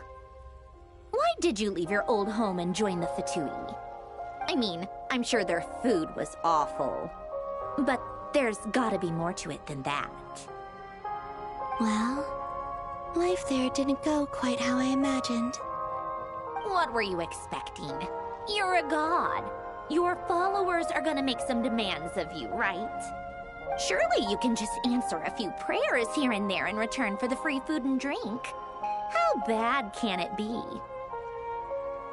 Well, would you help other people just for free food and drink? The doctor told me that you were created by a great mechanic, Lord something Fisher. The Lord Artificer. Ugh, some people can't keep their mouths shut. Oh, Lord Artificer. And didn't he have something to do with the, narcissist? Narcissenkreuz Ordo. Yes, that was it. Narcissenkreuz Ordo. So, would you try to fulfill their wishes? Yes, that was it.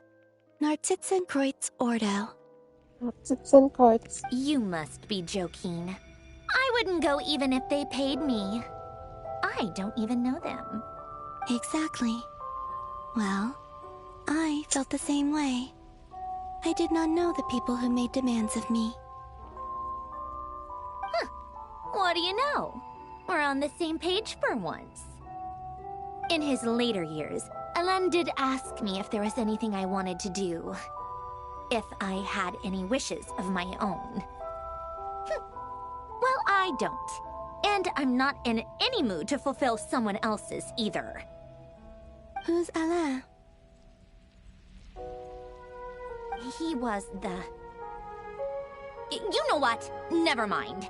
You're not gonna remember. Anyway, the point I'm trying to make is, neither of us is the self-sacrificing type. Let me ask you this. What sort of place would you like to live in, if you could choose? A place where people don't ask me for things I cannot give them. Where they don't worship me, or fear me, but just want to chat with me like a normal person. I'd also like the freedom to come and go as I please. And ideally, it would be somewhere with the smell of coffee and snacks. Not to burst your bubble, but no such place exists in the world. Now, take your snacks and scram.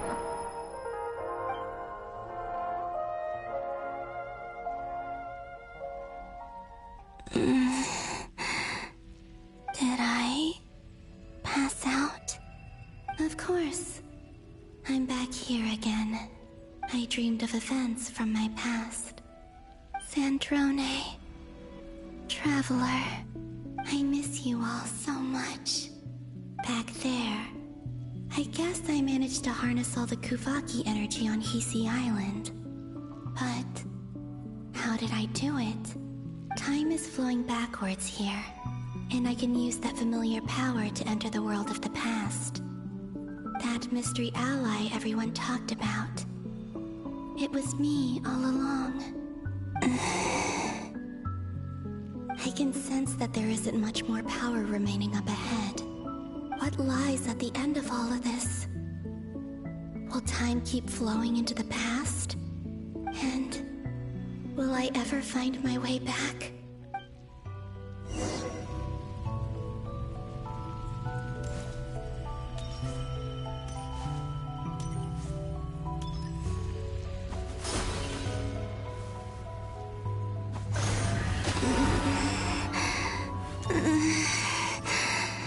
It's getting harder and harder to use my power.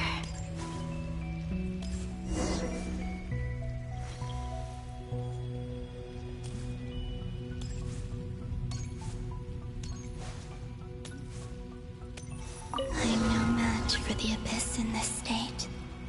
I need to avoid the contaminated fragments.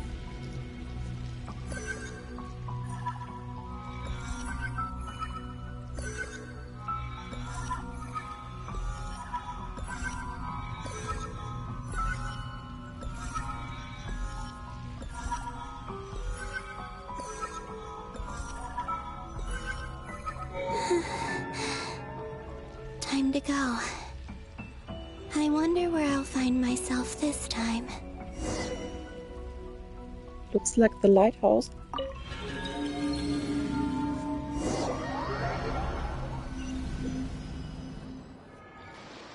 The Final Night Cemetery. This is where Flint's is based. Or not? How are we supposed to read through this many files? Difficult, yes. But it is also our most efficient option. Seems like they're searching for information. Oh, I remember. Flint and Varga talked about some files on the Wild Hunt. Was this my doing too? To expose the true intentions of this Rarir, we need to dive into Nodcry's history. Are my actions changing the past? Or are they simply completing a process? Is all of this inevitable? Or am I the one making these decisions? If I choose not to help them now, will it change how things turn out? Hope we don't land on our heads then. They're my friends. I can't not help them.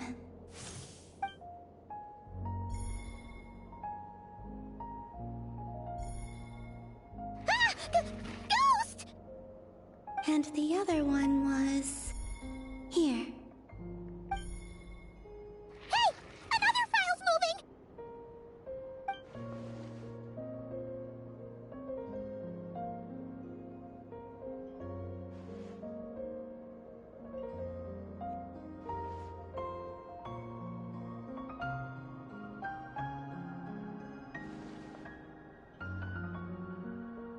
That should do it.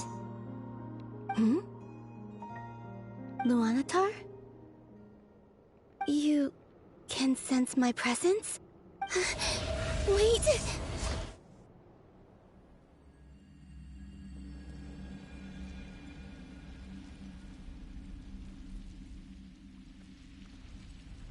Luanatar. So she's that familiar presence I've been sensing all along. She's always been by the Traveler's side. That explains why the Traveler has been there each time I've entered the past. But why Luanatar? Is it because she has a connection to me as the Moon Goddess's familiar? If so, why not any other Kuhenki? That's...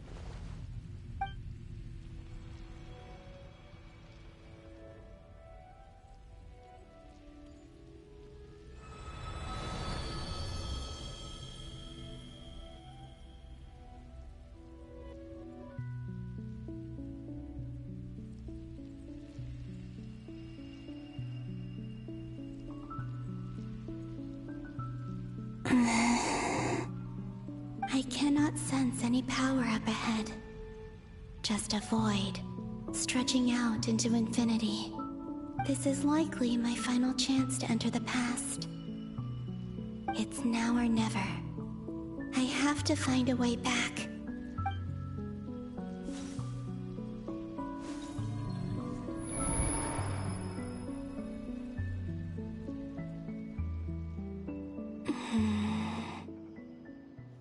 Easy Island? How far back in time is this? Where's Luanatar? I can't sense her presence this time.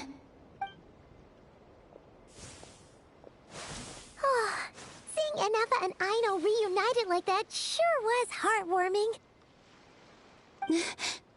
Traveler, Paimon. No, stay calm. I don't have much power left to change things. I don't even have that much time left here. Think, Columbina. How do I find a way back? A way back... to where? Do I go back to Moon Prayer Night? Or to the future that followed? And if I return in my current state, what will become of me then? Dotori's actions that day proved that he'd been planning that for a long time. He had already seized the power of 2 Moon Marrows before capturing me. Even if I managed to get back, how can I fight against him when he wields the Tri-Lune Authority? I can't. If I go back like this, I'll be playing right into his hands. I have to find some way of rivaling the power he has usurped. Wait. Time flowing backwards. The Tri-Lune Authority. Does that mean... I think I know what the final destination of this lunar reflection might be. I know what I must do. Speaking of homes, we must already be close to where the Frost Moon Scions live. The vibe here feels different, just like the scenery. But how do I communicate my plan to my friends? Should I write it down here? No. Someone else will see it. I need something with a close connection to me. Something I can use as a medium to tell them what's happened to me in here.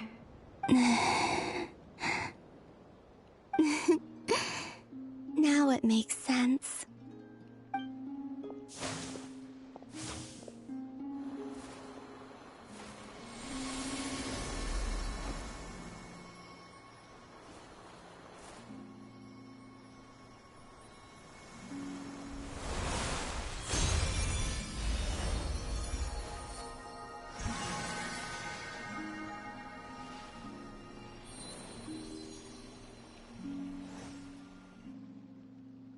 Hey, what was that? I feel like some sort of breeze blew by, and then the petals suddenly turned into... Huh? It was I who brought Luanatar into being. I gave up a piece of my own soul to create her. That's why I could sense a familiar power from the moment I entered this space. It also explains why she's been present in every past location that I've entered. Because we have a deep connection.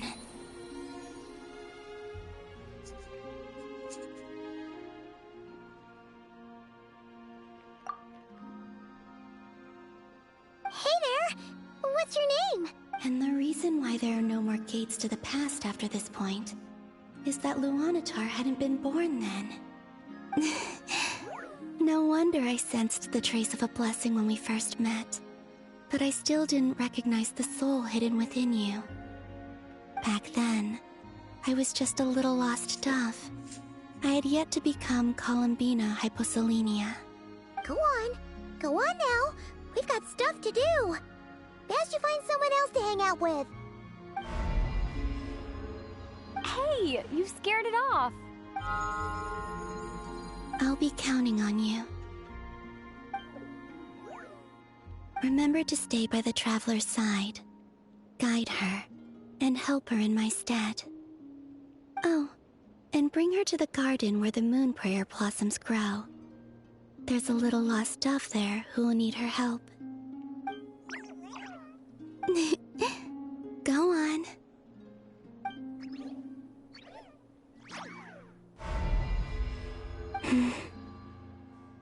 You too. Go and live your story. As for mine must go in a different direction.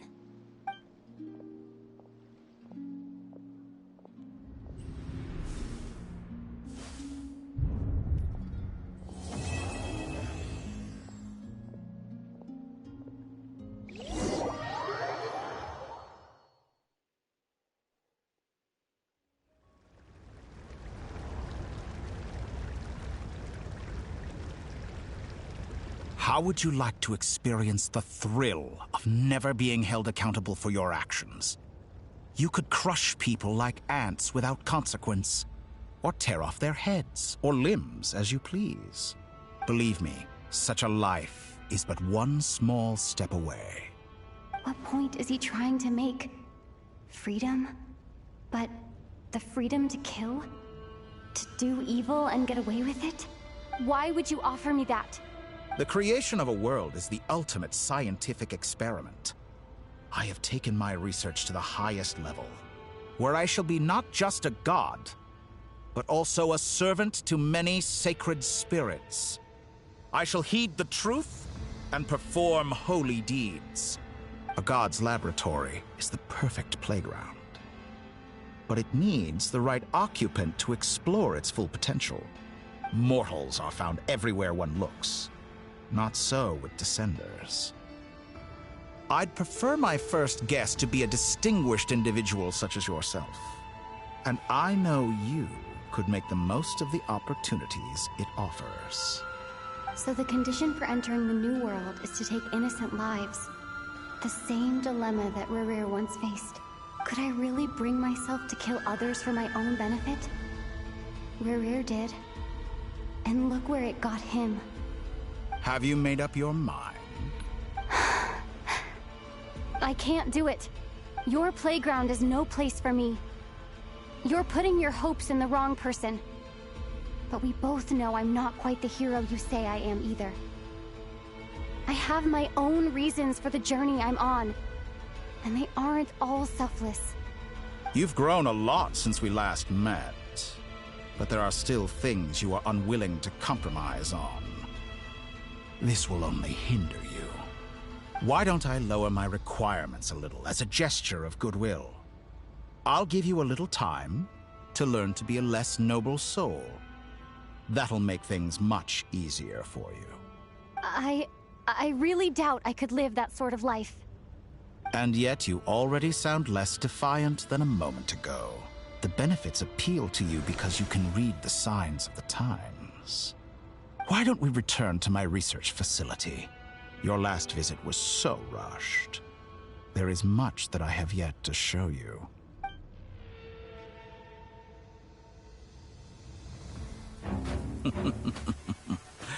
Now to that question, Heroes don't attack from behind. Guess I'm no hero. This is most disappointing.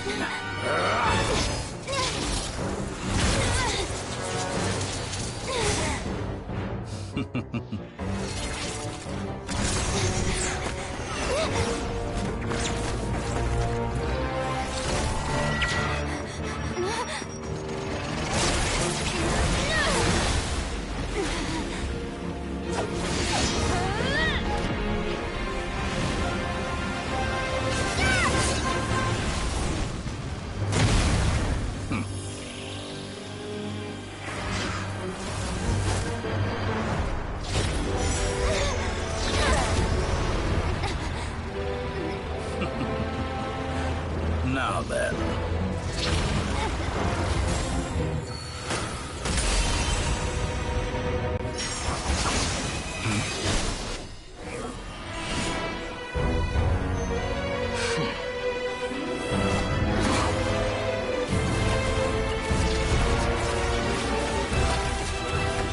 A new face. Interesting.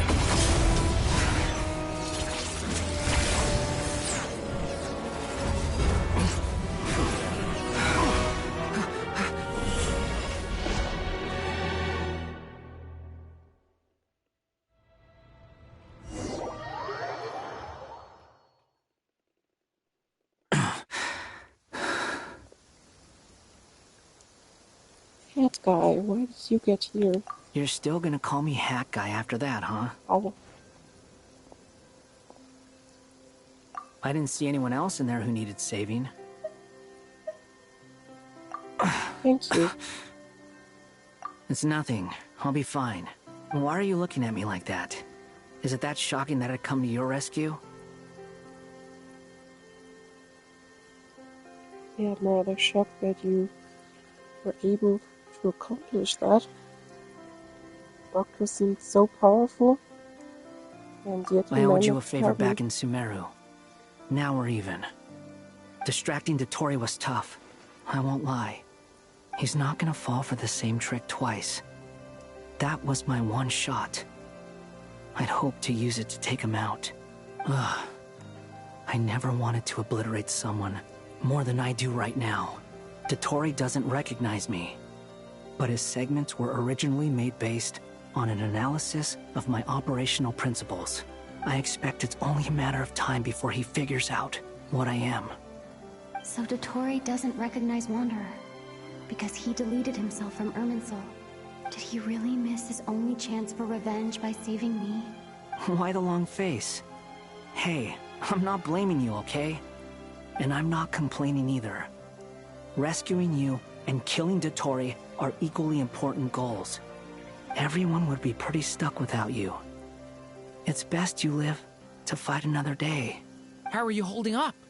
Are you all right?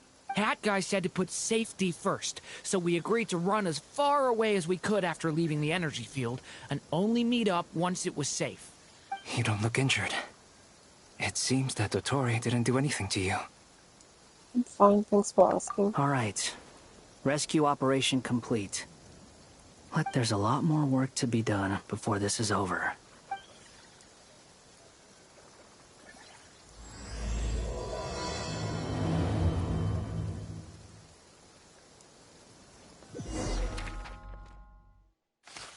That rescue operation was so easy.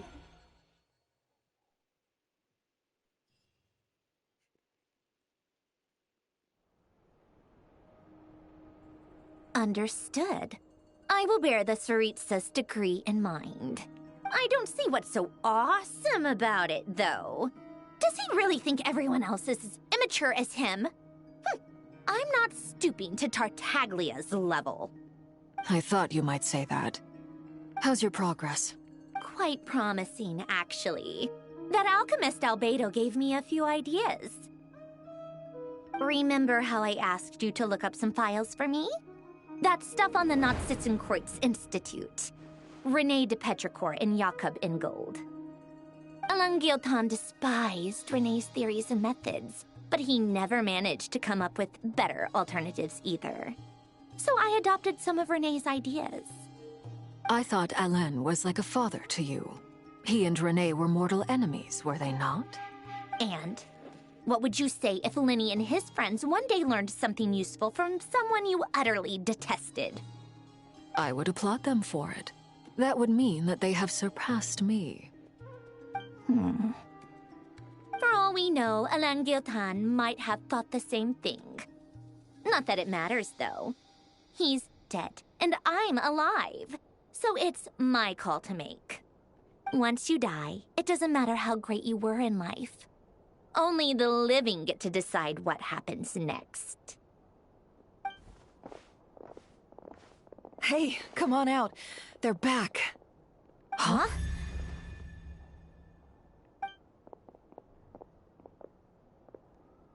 You're back? And your head's still screwed on? And you still have all your limbs? What does it look like? Way to keep your composure, madam. Excuse you. I am perfectly composed. Glad you're okay. Yes, it's a huge relief. Worry? Oh, yeah, right. You think we, the Fatui, were worried about you?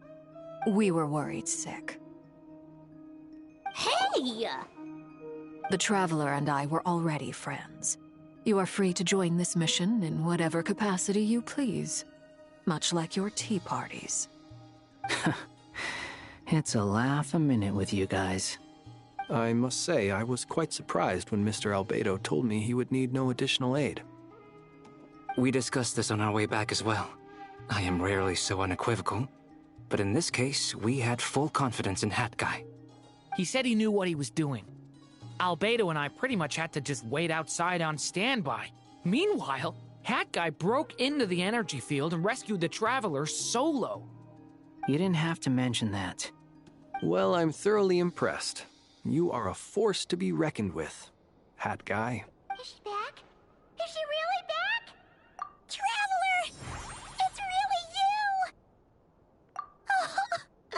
Oh, thank goodness! Paimon missed you so much! You can finally breathe easy, Paimon. It's great to have you back in one piece! Oh, Paimon's been having nightmares the whole time you were gone! Look at them. You know, once you reach my age, there's nothing better than watching a misty-eyed reunion between friends. She's probably one of the youngest people here. It's nothing. Same goes when you get to my age, too. I bet Ino and Anefa would be tearing up as well if they were here.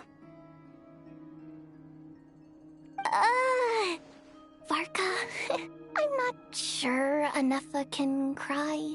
Oh, yeah, good point. Hey, your eyes are looking a little red and puffy. Come here, let's hug it out. What? Ew, no! No, thank you. You're not my dad, okay? Everyone, I'm sorry for all the trouble I caused you. But the silver lining is, I didn't come away from this ordeal empty-handed. While I was being held captive, I learned a lot about Dotori's current capabilities and what he plans to do with them. Allow me to explain.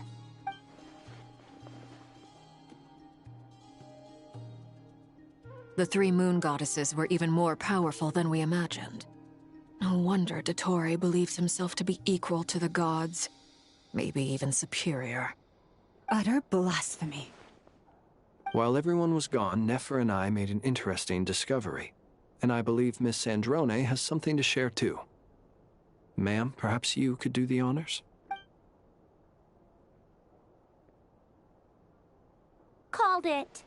Getting rid of a pesky troublemaker like her is like trying to clean up after a crumbly cake. It always comes back to haunt you.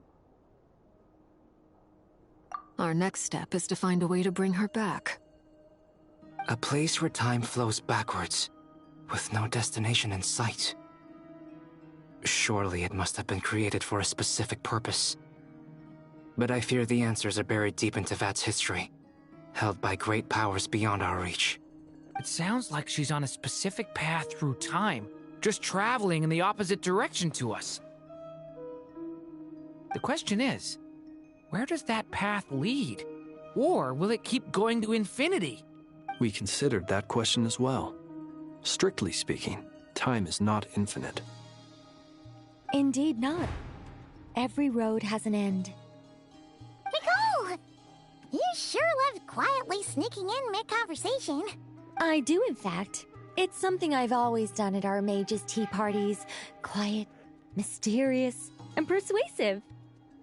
You wonder what lies at the end of her road. Well, just as the world has a beginning and an end, so too does time. But where Miss Columbina will end up along this road, that depends on where this particular river of reverse time began. You wonder what lies at the end of her road. Well, just as the world has a beginning and an end, so too does time. And so, the end of the road is the moment that Teyvat was born. What about the original moons and the moon goddesses? Do they have a beginning too? All things do. In the beginning, no moons adorned the sky.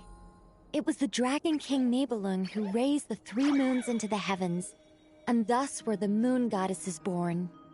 They were shadows of the planet, born to wield Nibelung's authority and oversee the world on his behalf. They were extensions of his will, manifestations of his majesty. But then one day, they disappeared just as suddenly as they had once been brought into being. Nobody knew where they had gone.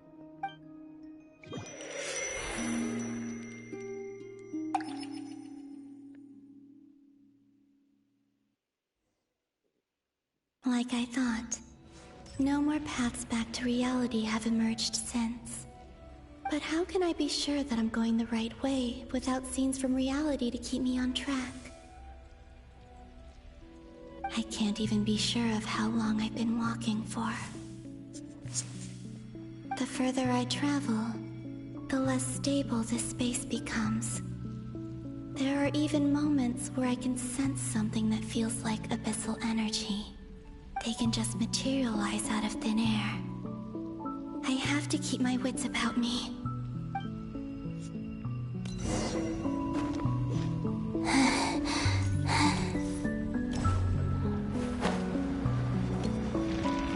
Yep.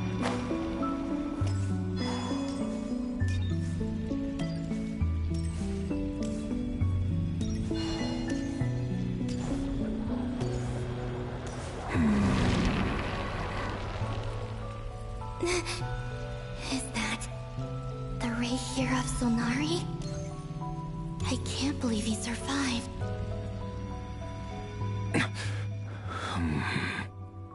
You're the moon goddess. But how?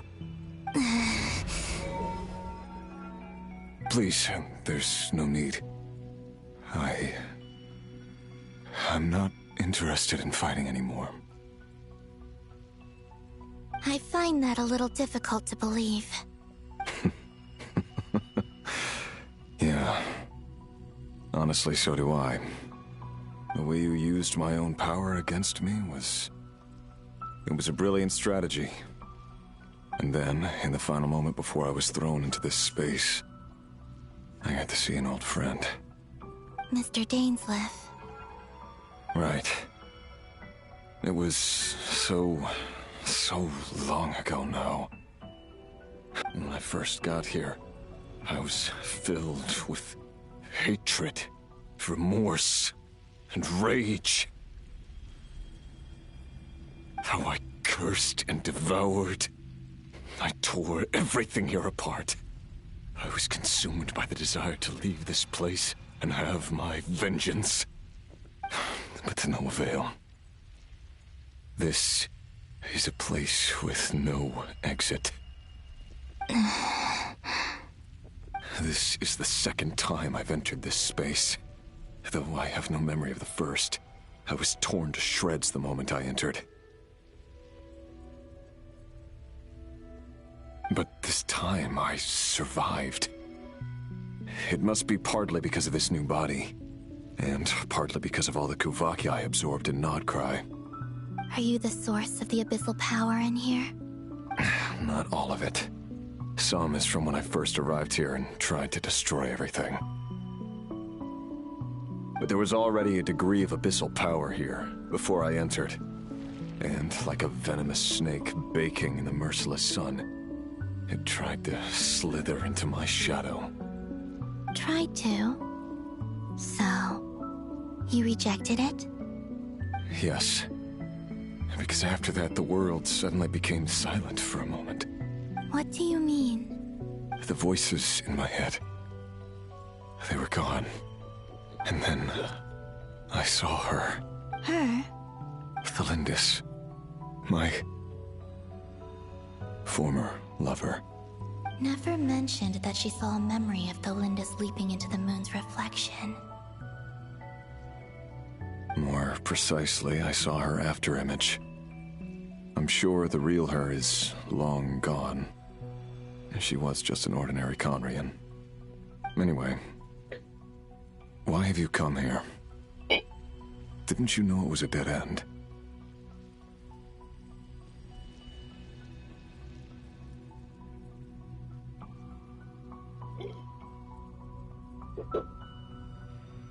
If I hadn't escaped through the moon gate, my friends would have been in far greater danger.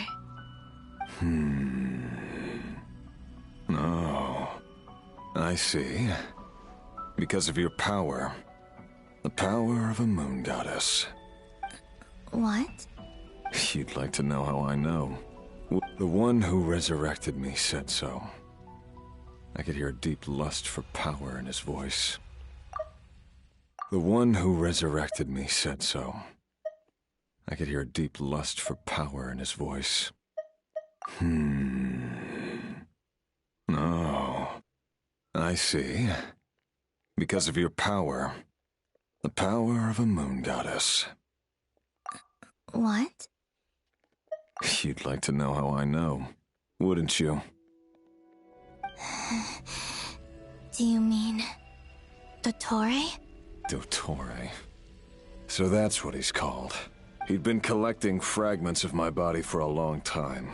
All so that he could resurrect me at the moment of his choosing. I had no interest in his research.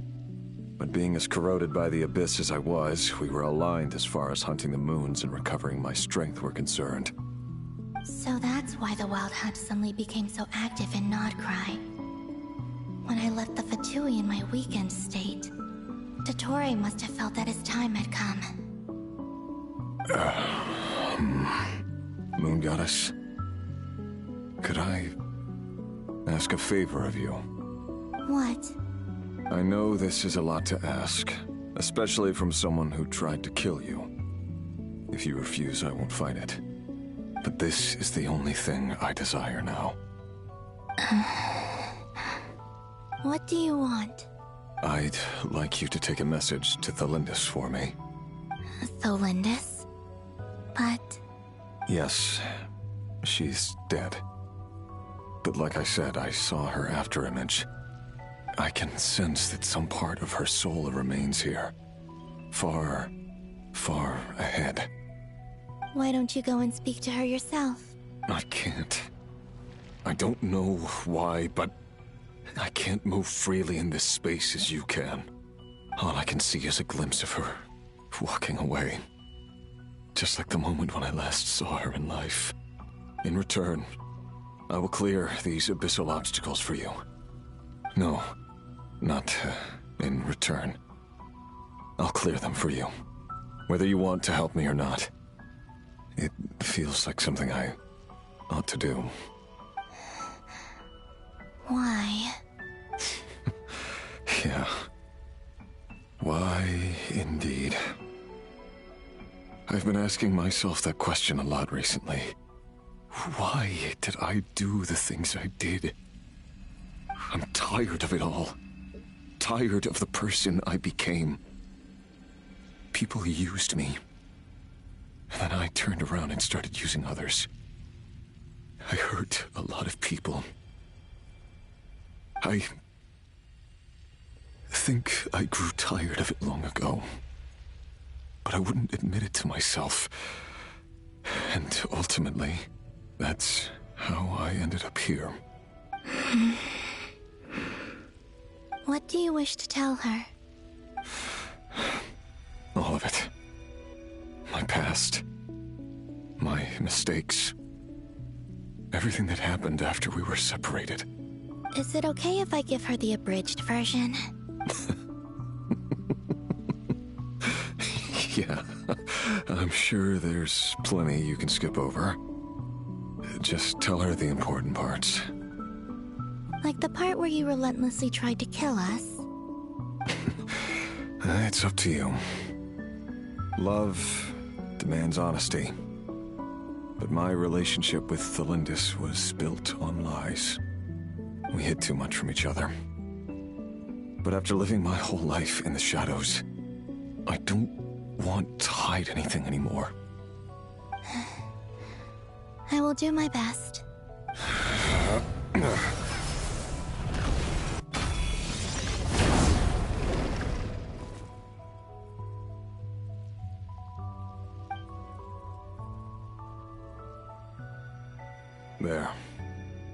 The abyss will no longer stand in your way.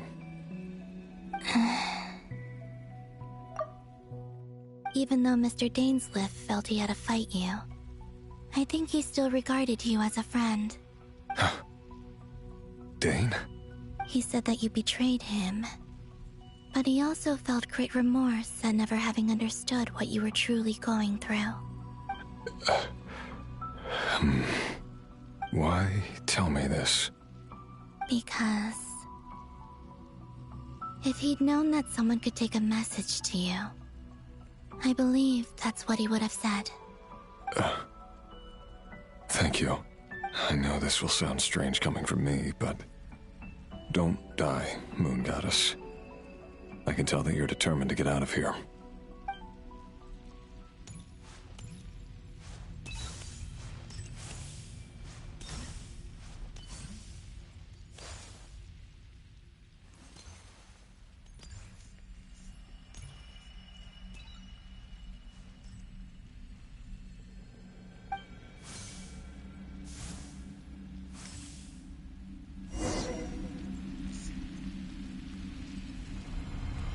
He kept his word. The abyss is no longer obstructing my path.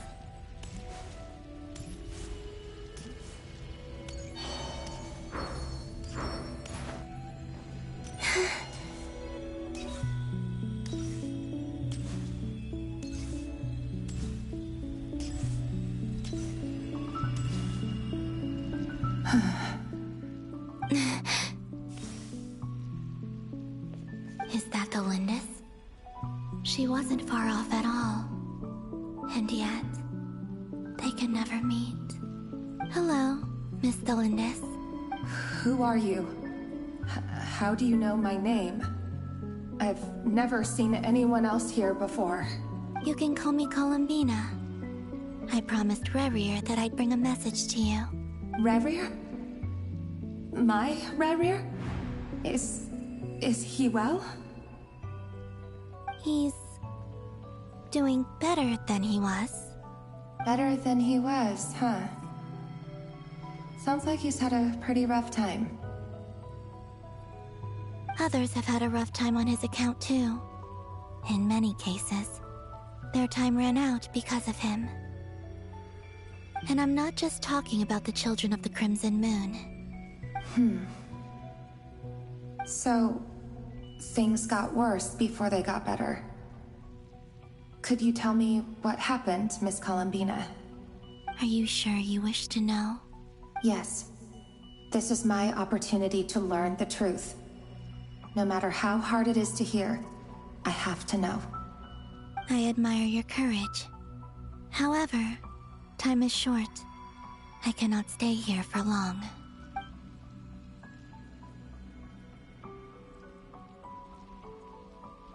Rerir had seeds of hatred in his heart, and many people nursed them for their own ends. On some level, everything he did was to try and find a way to see you again. But in the end, he came to regret his mistakes. He wanted to apologize for hiding his past from you. Beyond that, he did not say specifically what it was he wished to convey to you, but I'm sure that you've always been on his mind. You are what has kept him going over all these years.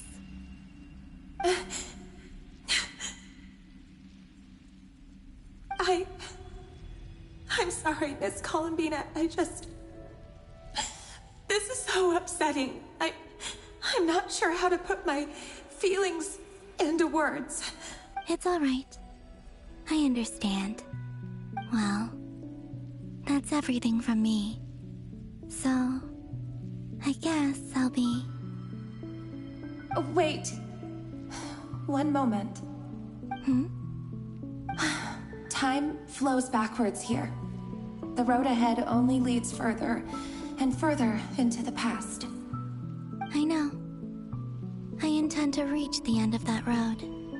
Without a moon marrow, without the 3 moons' power, you won't make it far. Wait, unless... Are you one of the moon goddesses? You could say that. I see. I often think to myself, if life is like a train ride, why haven't I reached the terminus? Where am I even going? Trains exist in Conria? And it's not just me. It's this whole place. Wherever it is, it seems like it's existed forever. It's such a mystery. Where is it going? I must seem so ridiculous. I can't answer these basic questions, and yet I jumped right in here without hesitating, only to be torn apart the moment I entered by powerful energy currents. Only my soul remains now.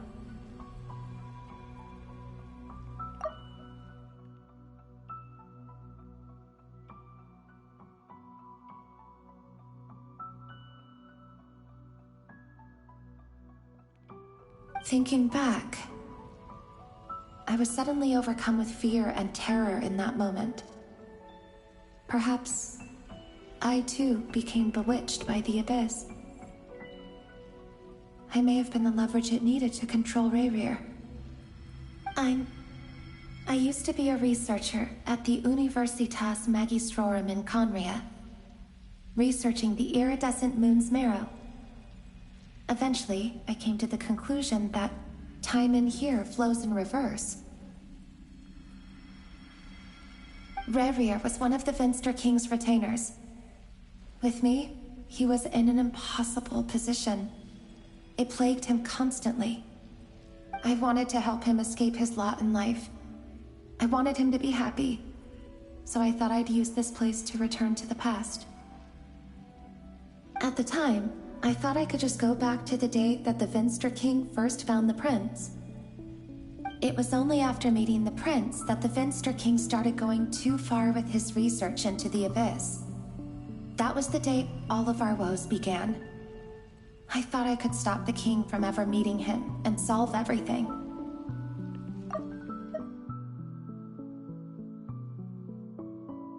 At the time, I thought I could just go back to the day. It was only after meeting the prince that the Finster King started going too far with his research into the Abyss. Why is the prince That was the day male all of and our you're woes female? began.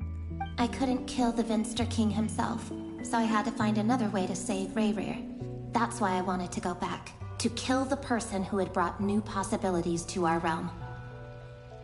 I'm sure it was a futile endeavor, but the Abyss probably enhances the basest human desires. So I naively hoped I could change everything. But I was simply too weak. Like a speck of dust against the whole universe. Look at me. I didn't even survive the journey here. Not physically, at least. I know I'm never getting out of here. But you're different. You can make it, and I want to help you. I owe you that much. How do you plan to help me? Have you noticed the golden energy that exists here? Based on my past research and my observations since coming here, I believe they carry you forward faster. I can share what I've learned, and help you understand the pattern in which this energy appears.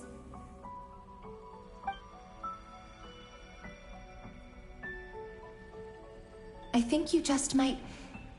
Now, I know you will be able to change the past. Also, I've been speculating about where this phase ends. The documentation was scanned, but from what I know, legends about the moons, the oldest ones seem to begin with Nibelung, king of dragonkind. I have no way of verifying any of it by this point. But if it's true, you might be able to reach that era if you keep walking. Understood. Thank you, Miss Delindis. I'm the one who should be thanking you. If you hadn't entered this realm of everlasting death, what use would my deductions be? Thanks to you, they have some meaning. About Rayrir, I'm so sorry. For everything. It wasn't your fault. That's not true. Because we both feared bringing trouble upon each other, neither of us ever told the truth. And that dishonesty sealed our fates. But enough about that. I wish you a safe journey, Miss Columbina.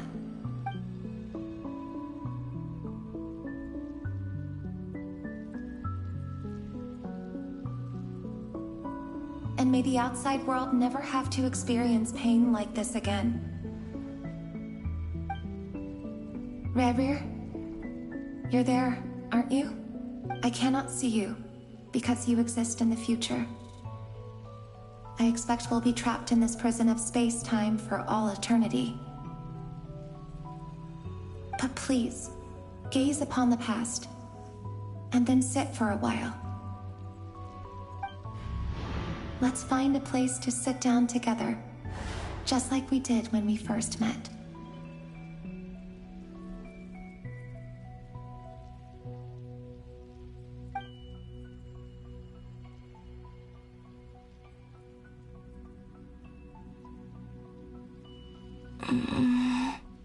How long have I been walking?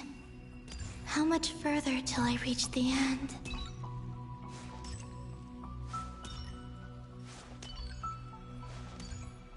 Is there even an end to be found?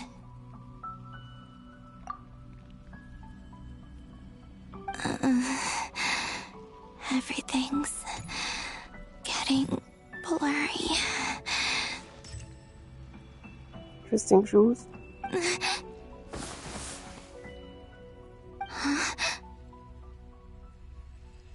Are you all right, little sister? Have you come from the distant future?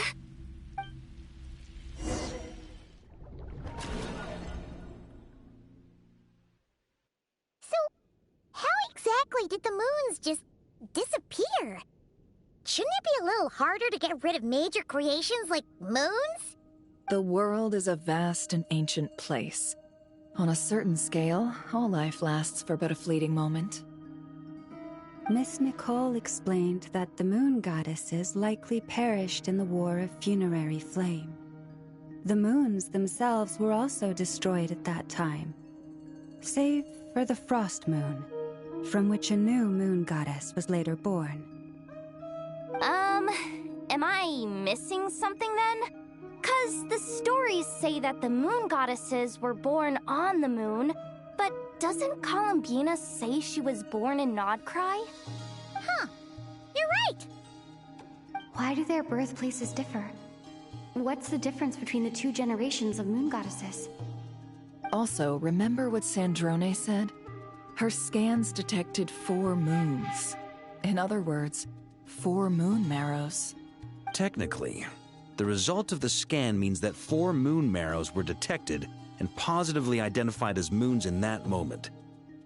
In other words, this piece of information alone isn't enough for us to know how Miss Columbina is doing right now. Yep, we have no way of staying up to date on whether she's dead or alive. But at least she's trying her best to get back to us. Yeah, she's a tough cookie, and a sore loser too. We have to trust that she'll find a way. Because we really need her power. As much as it pains me to say it, we've got no chance of beating Dottore in a straight-up fight. He's much too powerful. It wouldn't even be close. That maniac is going to devour everything in his path until he reaches us. We need to find someone or something that can stop him before he does anything worse. I'll be frank.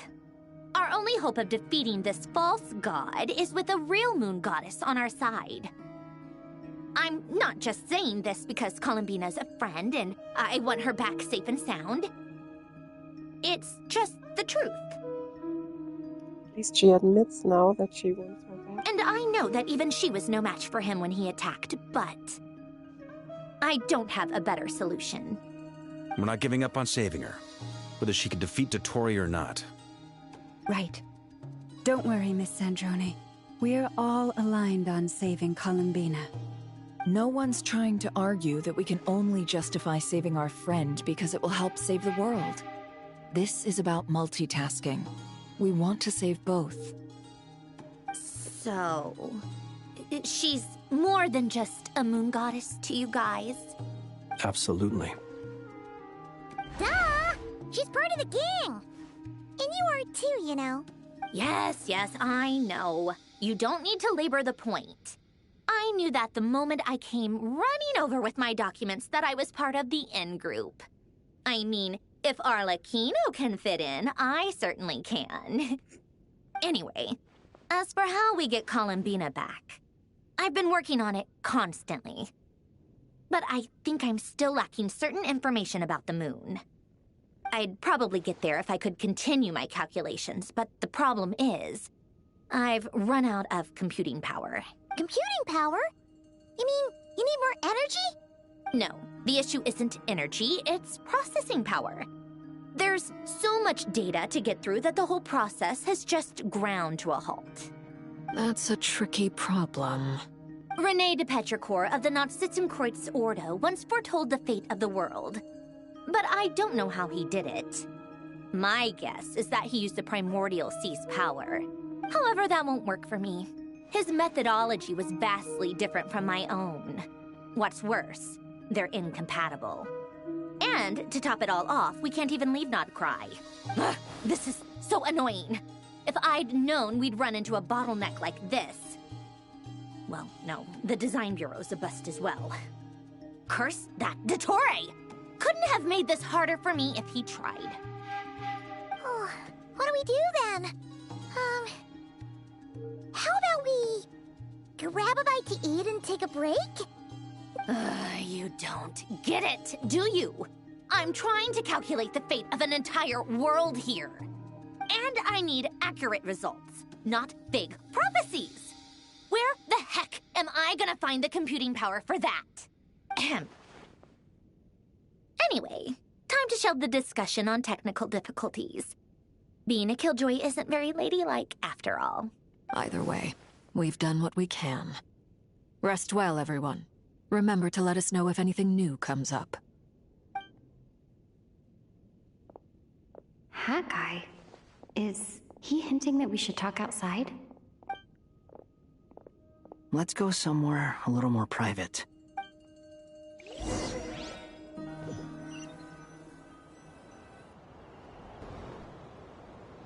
You know that Dory went back to Sumeru, right?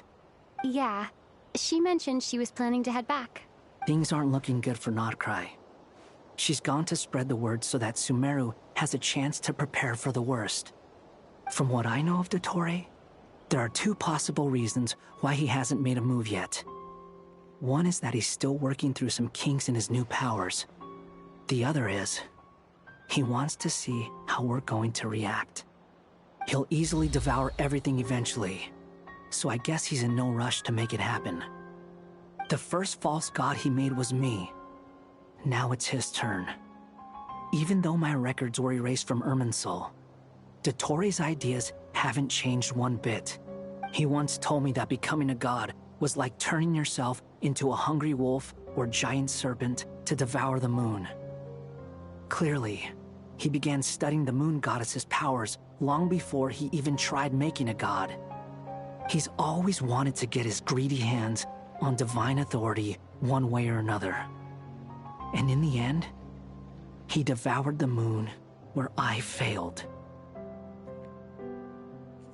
In the desert of Sumeru, there is a chessboard built by King Deshret, also known as Al-Ahmar. I don't know if it was a real game, or if he was just trying to challenge his servants and citizens in some way.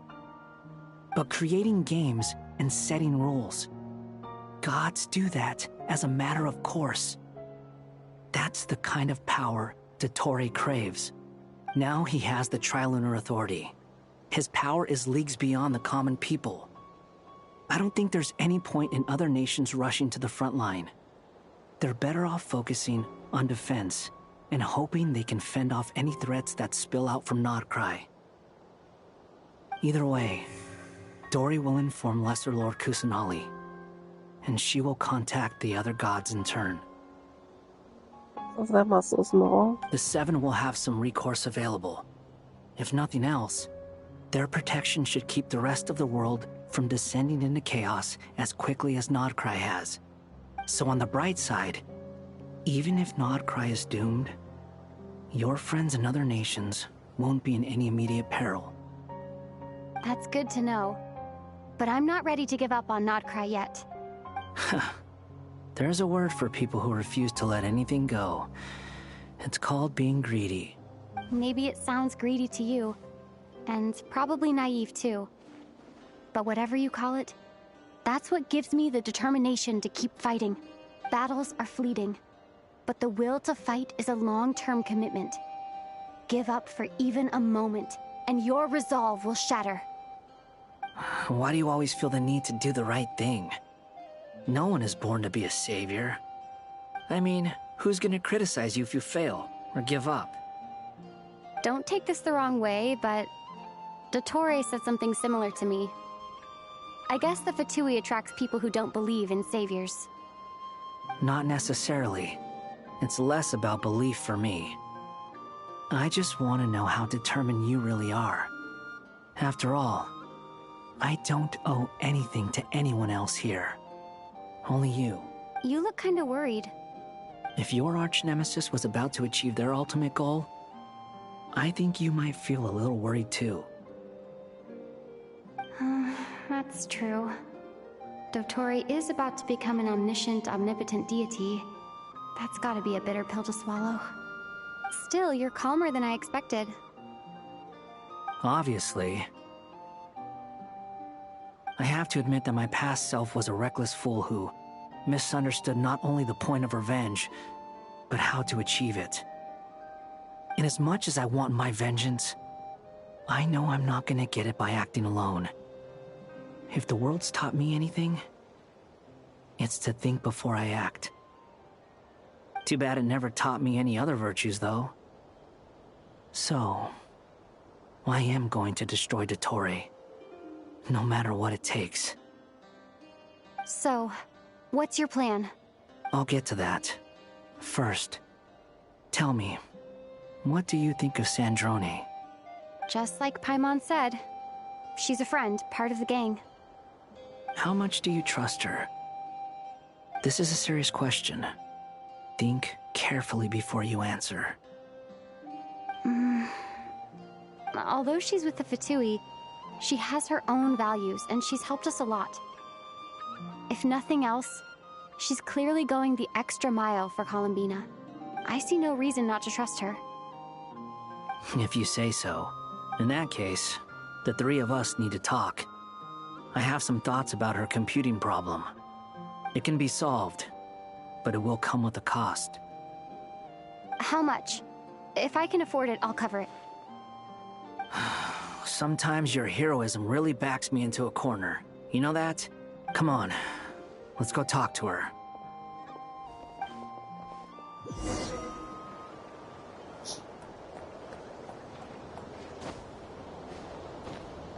Actually free to do something else now.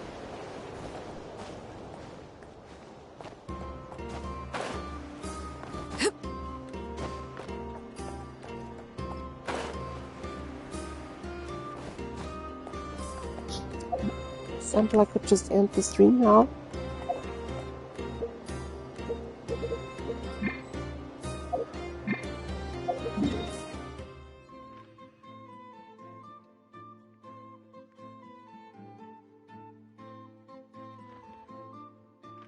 I can't teleport anywhere, so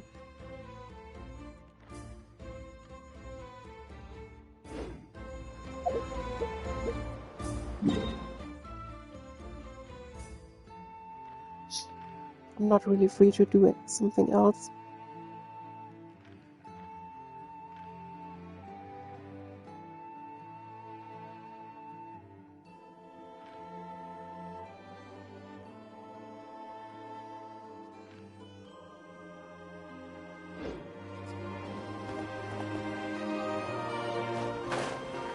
Wonder if there's a barrier.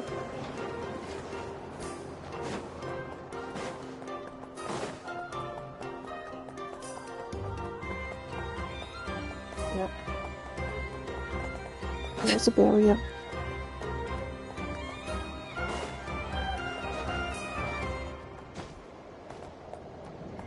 Also quite interesting to see Nasha Town being empty.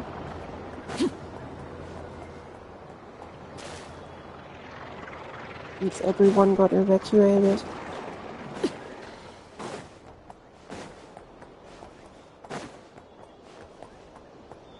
I guess I'll talk to Zandrone then.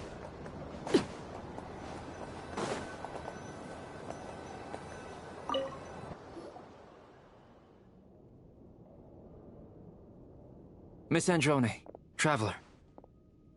Hey there. Paimon's here too! She was just helping them sort through their things. How did your chat go? That was fast. The call only just ended. Well, you said it was urgent, so we got here as quickly as we could. Albedo, I have some alchemy questions for you. I see. Looks like my knowledge proved useful after all.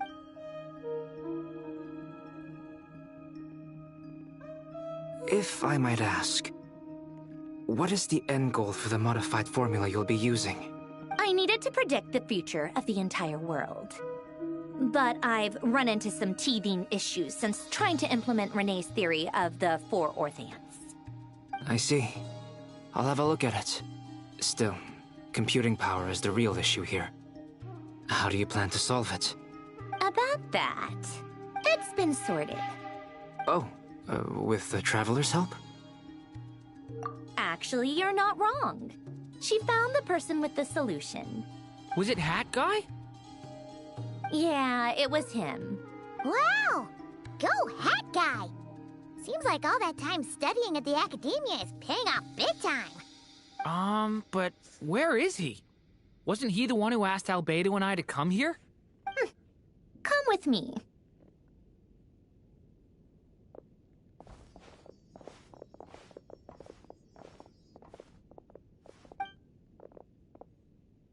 Hat Guy?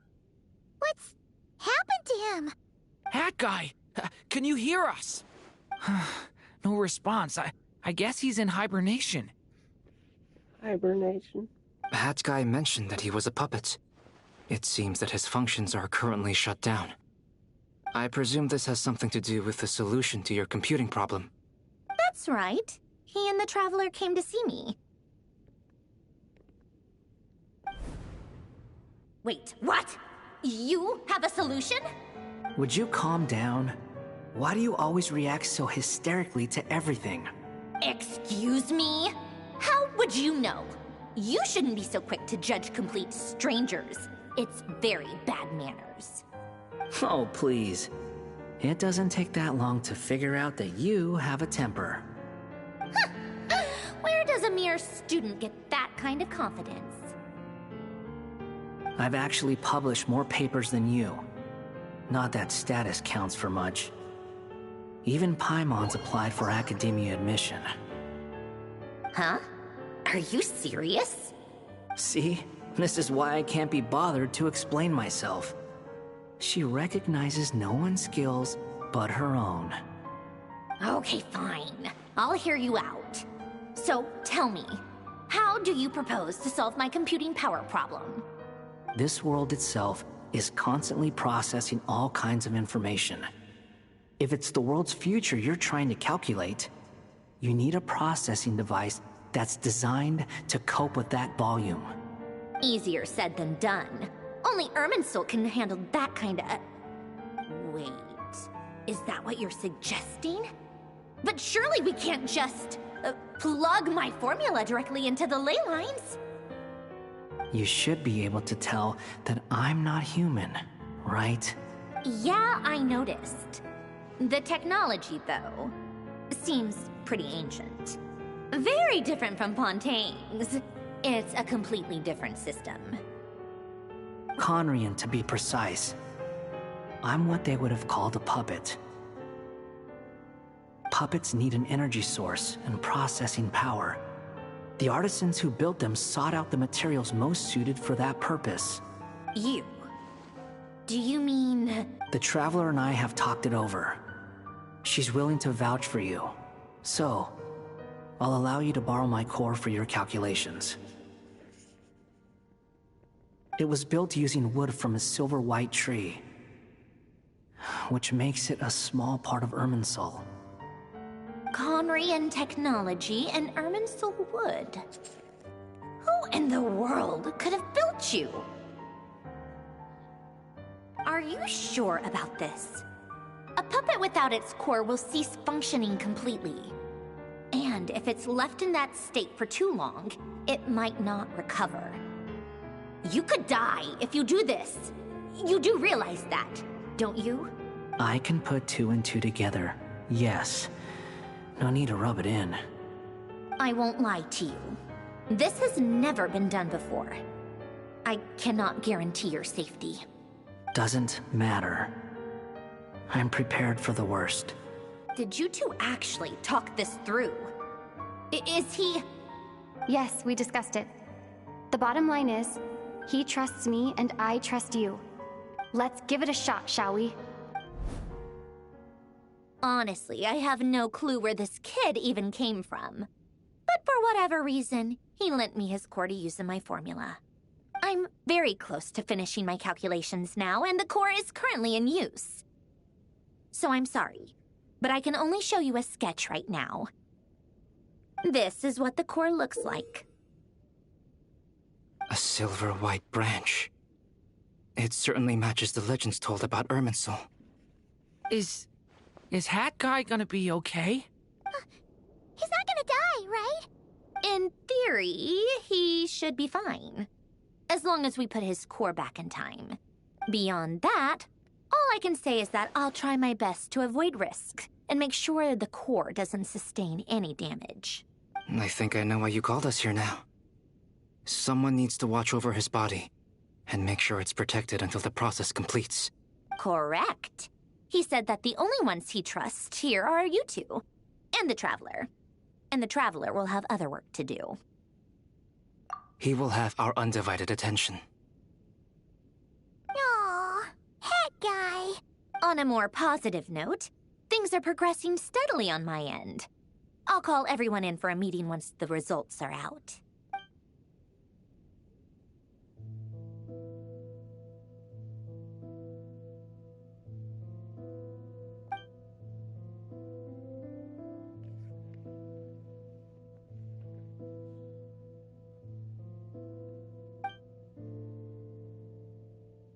Looks like he's meditating. The worst case scenario with the core removal is either a system reset or a total loss of function. But I'm not afraid. A quiet death should have been my fate long ago. A core is completely different from a heart. It's like another vital organ entirely. I never believed it could be a true replacement for what I sought. But in the end, it turns out the core was more useful to me. Pretty funny when you think about it. It's like the punchline of my entire life. Do you think there's any difference between a puppet and a human? If not, then this would just be another samsara. I have already experienced both a past life and a next life. Part of me wonders whether I'm only capable of making this decision because I've become a real human. What's with that expression? Isn't this a good thing? Sandrone will succeed, won't she? She will. We all have to persevere until this is over. That's right. And I'll protect you all until a moment of victory arrives.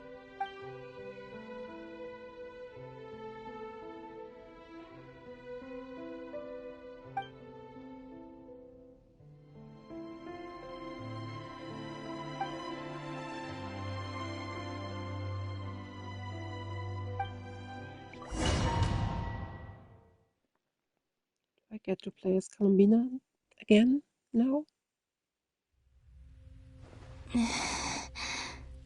Who are you? Call me Sonnet.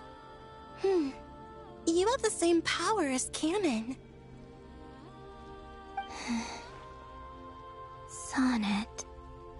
So, you're the goddess of the iridescent moon? Oh, goodness. You recognize me? Well then, what's your name? Columbina. Columbina Hyposelenia. Hyposelenia? What a lovely name.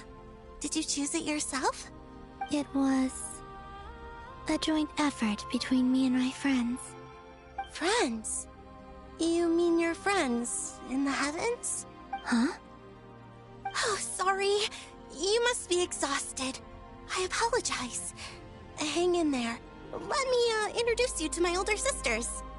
Do you mean the other two moon goddesses? Arya and Canon? Wow, you sure know a lot. Hey, does that mean that our story goes on into the future? Oh, I guess that wasn't the best question to ask. It's alright. We were prepared for that possibility. You could say we were too prepared. I can't even remember how long my sisters and I have been here by this point. When did you get here? How long has it been? I can't say for sure, but it feels like it's been forever. I see. Are you feeling alright? You look a little unwell. I can hold out a while longer.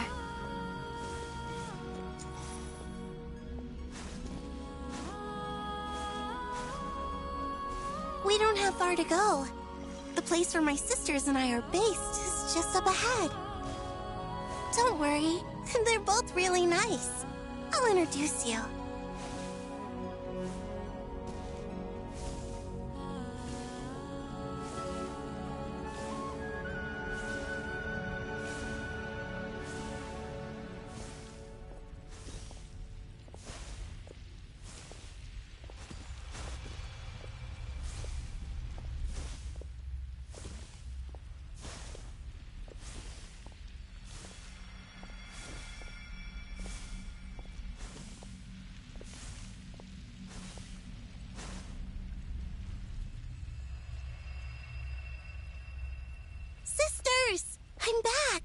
And look who I've brought with me.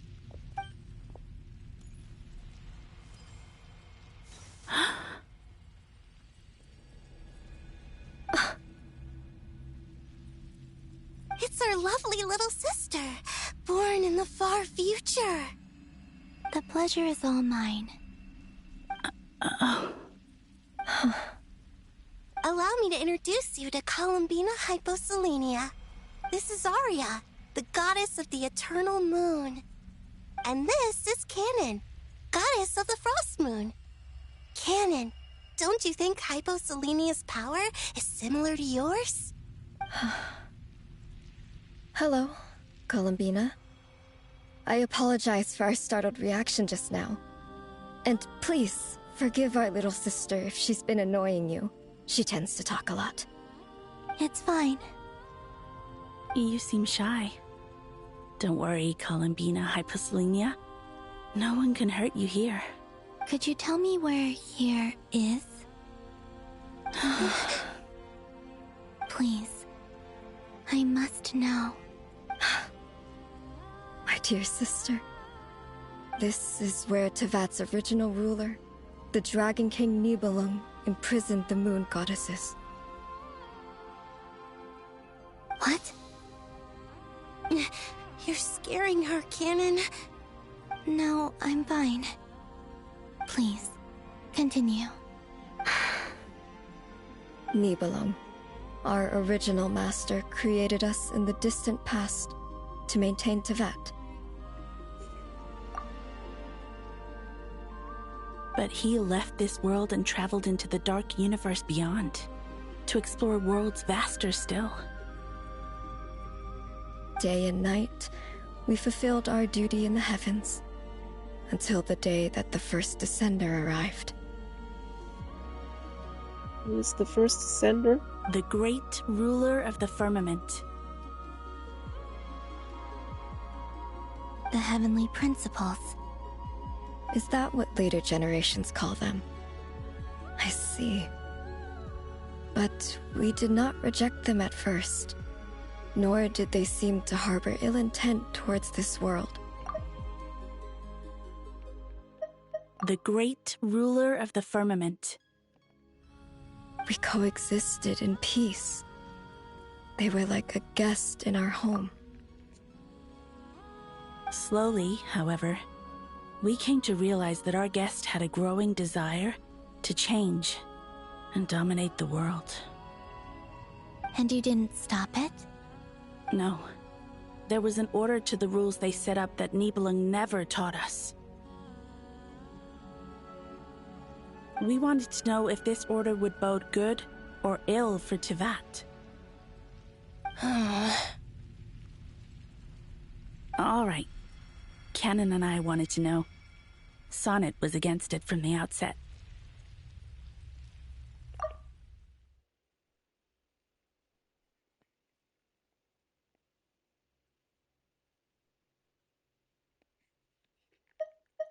No.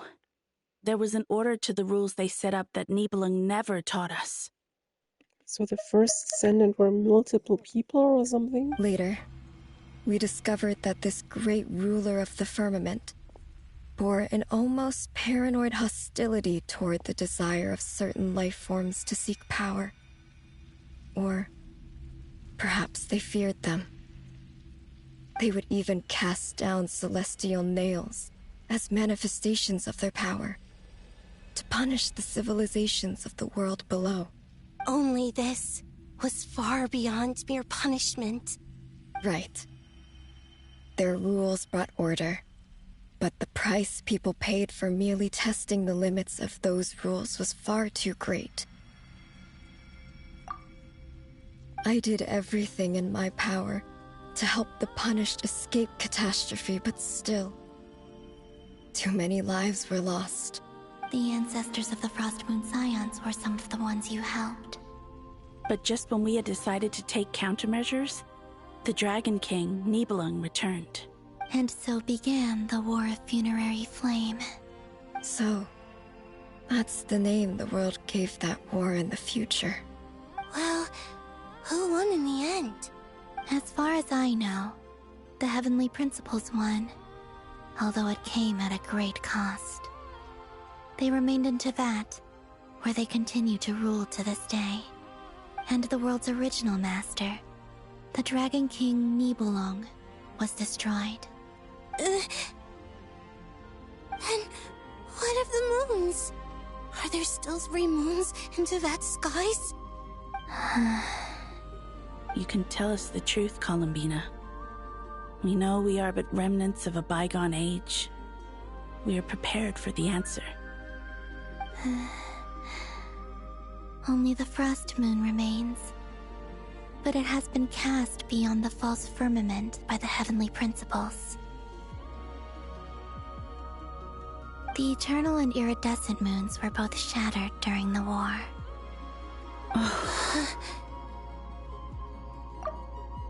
The Eternal and Iridescent Moons were both shattered during the war.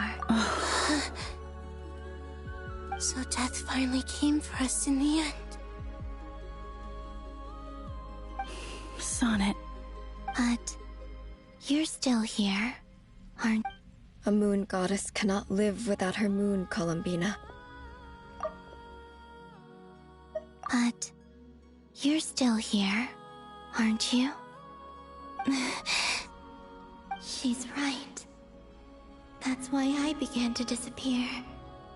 Because the Frost Moon is cut off by the false sky. How much worse it would have been if it were outright destroyed. Our souls may endure within this lunar palace, but if our moons are destroyed... Then we shall disappear the moment we depart from it. I'm sorry. There's no need to apologize to us, dear sister. If anything, we owe the world an apology. If only we'd decided to act sooner, rather than arguing amongst ourselves. All the more reason not to spend this time in regret and repentance. Instead, we should focus our efforts on how we might help our future sister. Sorry? Don't you see, Columbina, your story is not yet over. Is that not why you are here?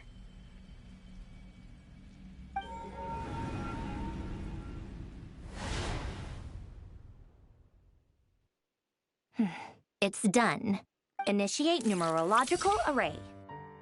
Continue running primary process. Calculate the world's fate through extrapolation. And identify nodes of potential change. Secondary process. Scan for moons. Still 4. The number of moon marrows hasn't changed. Wait, let me think.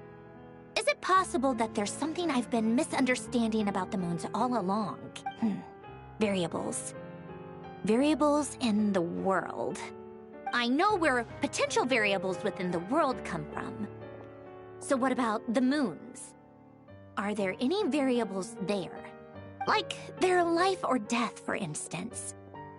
What if being alive or dead makes no difference to a moon? But that's so strange. Even immortal gods can die. Why would the moons alone be... Wait! Wait! I've got it! I've got it! If alive or dead is considered a variable, we might have had this wrong the whole time. No one ever said that a moon marrow equals a living moon. We just made that assumption ourselves. Initiate secondary process. Scan again. This time filtering out interfering perimeter, moon marrow. I don't care if they're natural or artificial. Get them out of my search results! Why? It says 3 moons still exist in Teyvat, even after excluding the moon marrows. But we know for a fact that 2 of them are dead.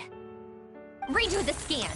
Narrow the results to living moons and real moons. No, scrap that.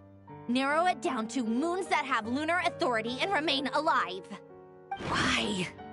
Why is it still 3? What is this, Columbina? Has the world lied to us? Or are you the one pulling the wool over our eyes?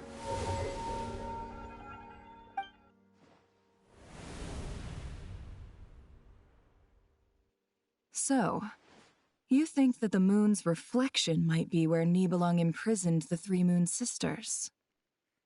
Yes, it would explain a lot, such as why that space would respond to a moon goddess's power, opening the moon gate at her command.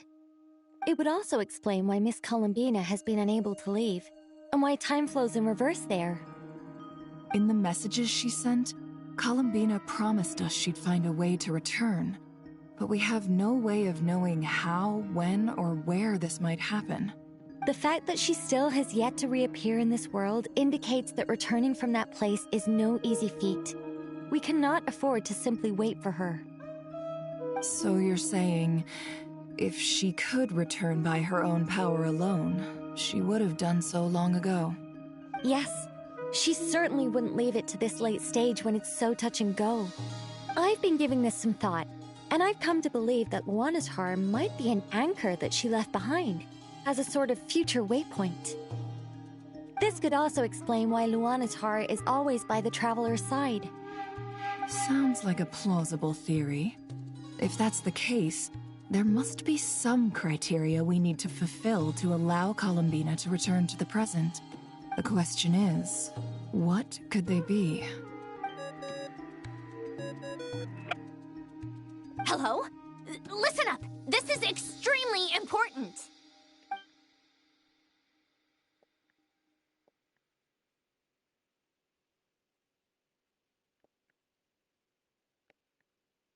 Not only is Columbina alive, but she may well exist in a form unimaginable to us. I'm still unclear on the details, but she's done something truly inconceivable in the past.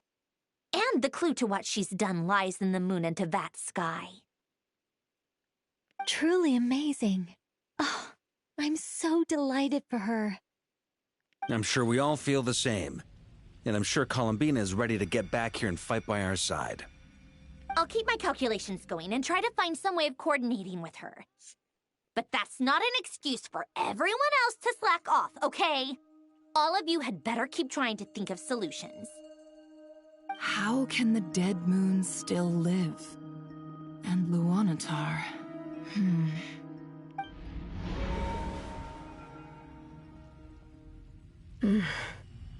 It's hard to believe that's what will happen in the distant future. Our authority is linked to the most fundamental rules of Tevat. I suppose it's no wonder that many would covet that power.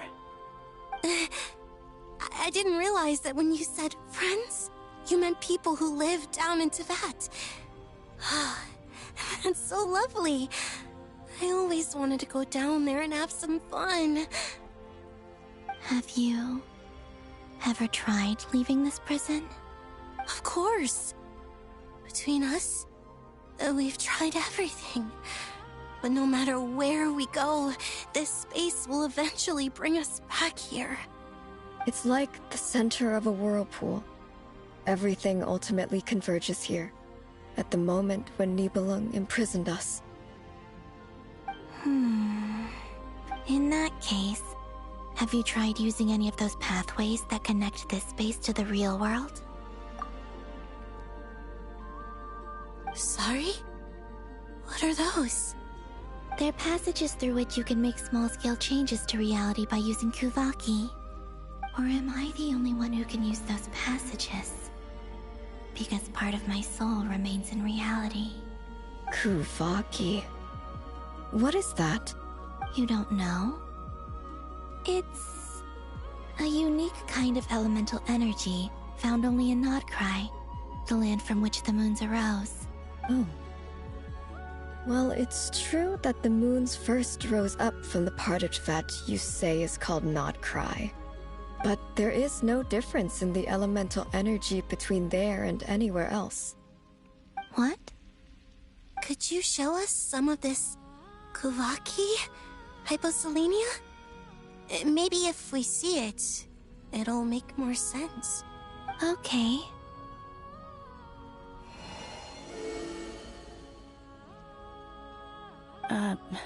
Isn't that just your power? What? But it's everywhere in Nodcry. In the air, in the land. Even the creatures who live there have adapted to its influence. How curious. This Kuvaki certainly did not exist anywhere in the world before we were imprisoned. Let alone influence living creatures. So, how exactly does it affect them anyway? Can they float in the air like us? This is so strange. Why would their reality differ so much from mine?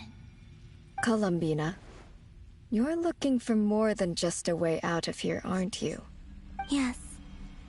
If I am to help my friends, I will need tri-lunar authority on par with that of our foe. You mean...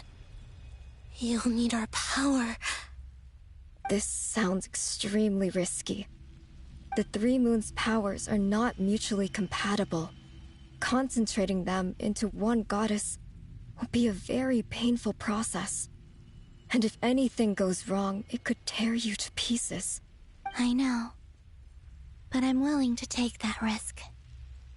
Even so, let's say we successfully transfer our authority to you. How will you take it outside this prison?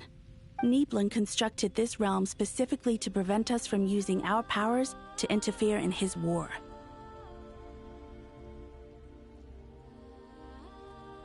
So that's why Nibelung imprisoned them.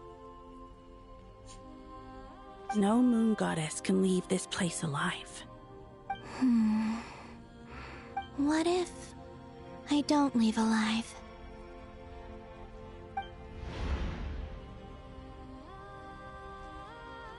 Where do we even start? How are we supposed to figure out what we're meant to do to help Columbina?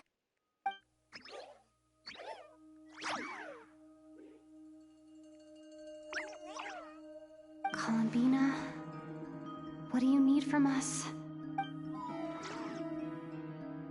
If she really got to the beginning of time in there, how do you think she'd leave us a message? You don't think she'd write it down on a stone tablet somewhere in the hopes that we'd find it, do you? Seems unlikely.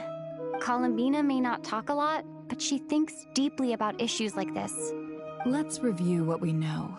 This is the Columbina who fought alongside us against the Reikir of Solnari, and with whom we celebrated Moon Prayer Night. She knows our personalities, our ways of doing things, even our unique strengths and abilities. So, if she wanted to tell us something from a long, long time ago, what would she do? Oh.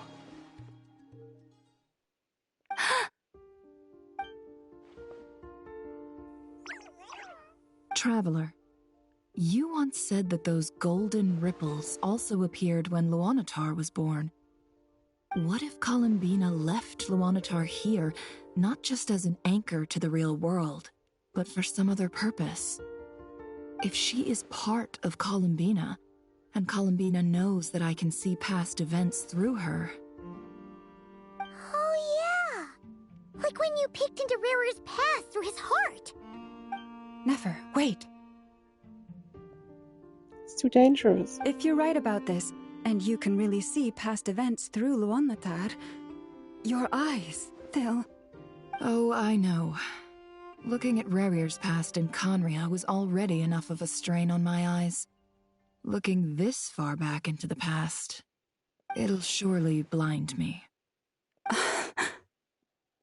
But it's our only chance. This is the only way.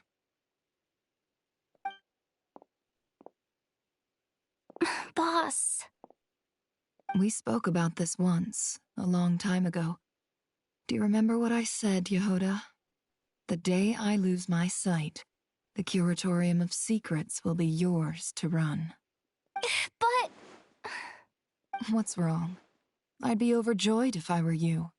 This day's come a lot earlier than either of us expected. I need to know you'll honor our agreement, Yehoda. Yes, Boss Neff. Are you sure you don't want some time to think this through? What is there to think through? I should have gone blind after our battle with Rerir. Frankly, it's almost criminal that I got away with it for this long. Then at least let me take some precautions on your behalf. And if you really do lose your sight, I'll visit your office every day and make sure you're well looked after. Oh, please, anything but that. I was actually ready to go through with this. Are you trying to scare me into backing out? As if I could ever scare you. I'll assume you're just joking to calm your nerves. All right, enough chit-chat. Let's do this.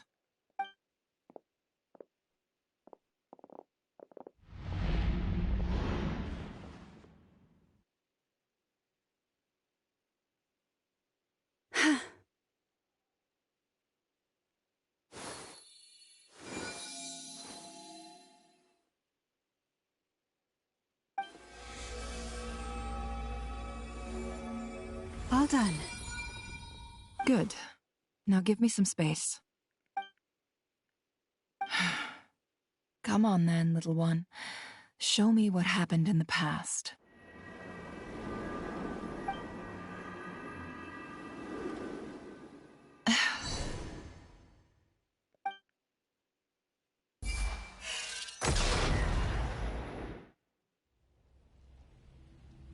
Between the Trilunar Authority, Kuvaki, and the sole-surviving moon, the Frost Moon, I think I might know how to get back.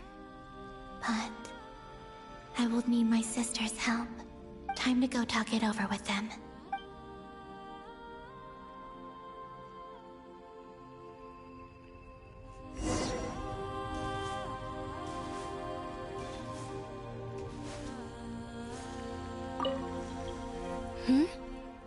Have you decided what to do?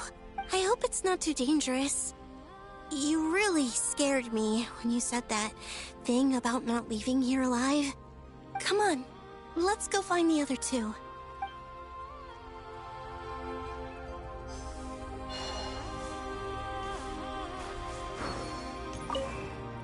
It seems you have reached a decision. I'm all ears. What?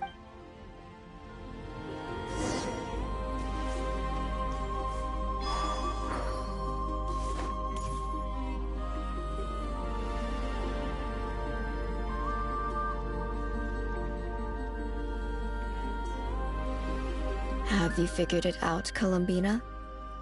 Tell us, how do you plan to leave this place? I intend to die here, in this moment, and then be reborn in the future with the help of my friends. What? What are you saying? How can the dead be reborn? And how will you inform these future friends of your plans? You can't exactly leave oracles. Nothing can escape this place. Not a single ray of moonlight. And even if you found a way, what if they never find the message you left for them? No, that won't happen. Come again? They will find my message. I'm sure of it. I'm not following. How exactly will you achieve this? It's quite simple, really. First, I will leave my soul here.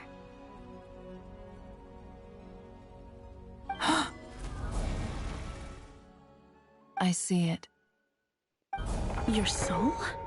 You mean your divinity? Yes. I once left a portion of my soul in the future. One so small that this prison barely noticed anything. In this very moment, she can resonate with my soul across time. When the time comes, I believe that she can serve as an anchor to pull my soul from here back to the future reality. Just as gravity connects the world to the moon. Exactly. In the future, where I came from, the moon has been cast beyond the false sky, but I can still feel that it is there. In a similar way, I can feel a connection to the soul fragment I left behind even now. My friends can use it to detect my presence. But how do you just leave your soul here? Is that even possible? On my way here, I met an ordinary mortal who entered this place long before I did. Her body is long gone, but her soul remains.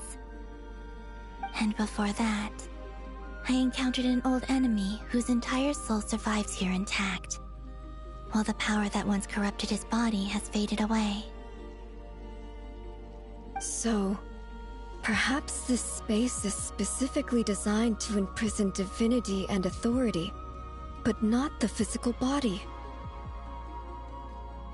Still, even if your body can escape, would it not just be a lifeless husk without the soul inside?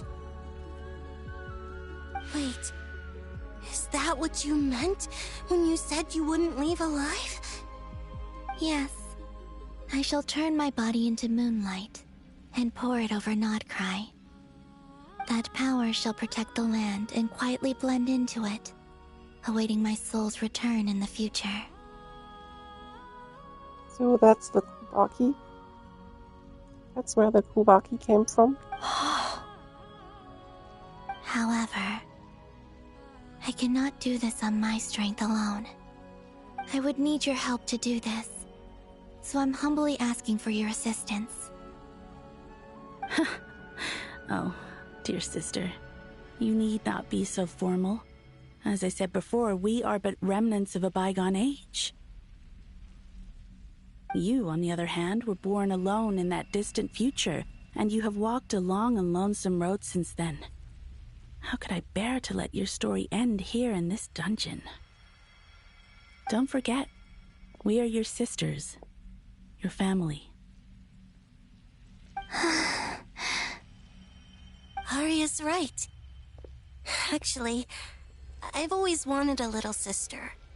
Can you imagine how it's been for me? Getting nagged by two older sisters all the time. Now, I finally get to be the big sis. And not just that, but I get to help you return to your world, too. How could I say no to that? Sonnet. Canon? I'm sorry. I know this is a bold request. The Frost Moon is rightfully yours, and it remains intact. Oh, no, please, don't misunderstand me, Columbina. I was just thinking back on the years that the three of us once spent together.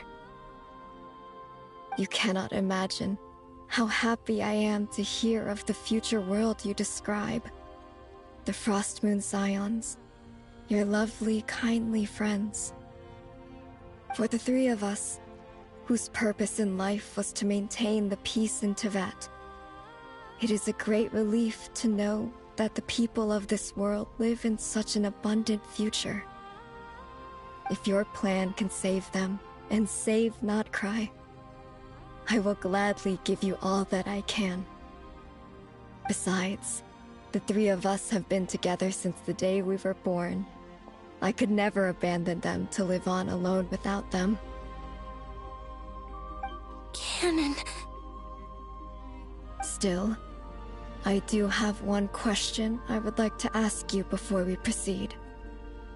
Certainly. Why do you cover your eyes?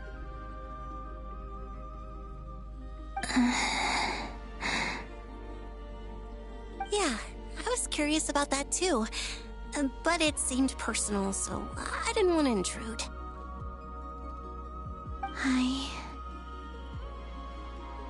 There was a time when I refused to look upon the world. I believed it was full of nothing but lies and falsehoods. I wished to hide my feelings, seal my heart, until I could return to my true home. I see. Perhaps that decision saved you from ever having to see the false sky again. But at the same time, you likely missed out on many true and precious things, like the smiles on your friends' faces. Promise me this, Columbina. When you return to the future, open your eyes, take a look at the world around you, and see your friends. I'm sure that you know this already, given that you long to return. But that is your true home. Give me your hand, Columbina. Aria, Sonnet, you too. Okay. All right.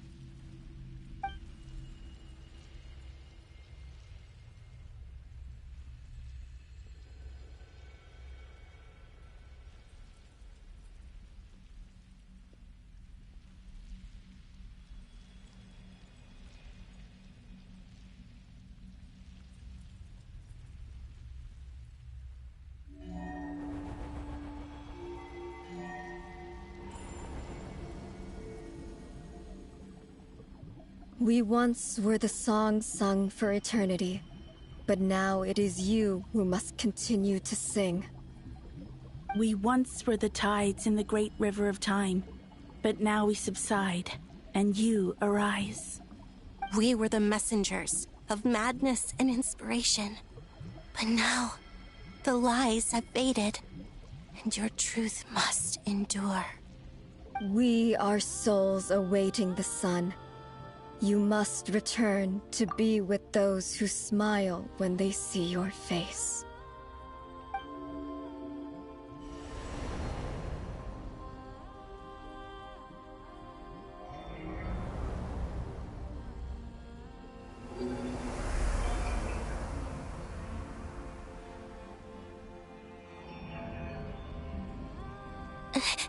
Is it done? Yes.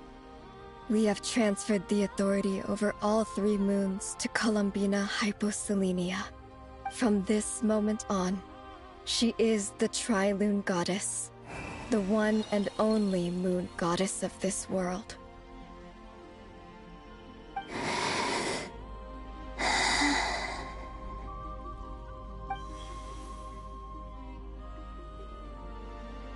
Thank you.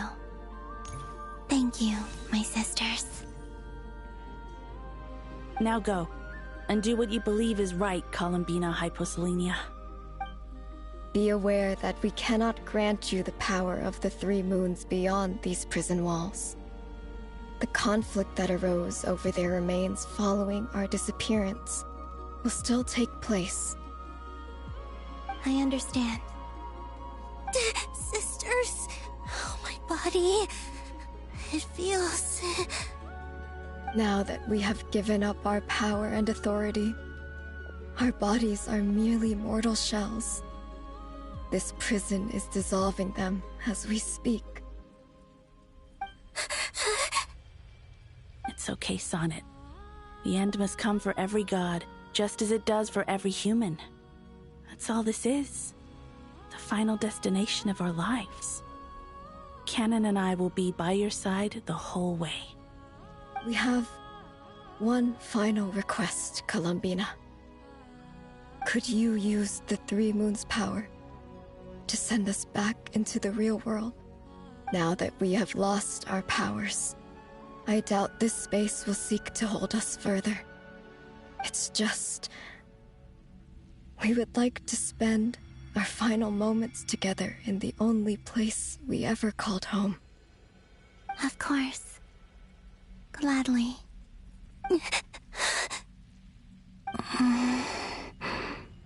Sonnet? Yes? Don't... I wish I could tell her not to give in to the abyss. Not to be afraid.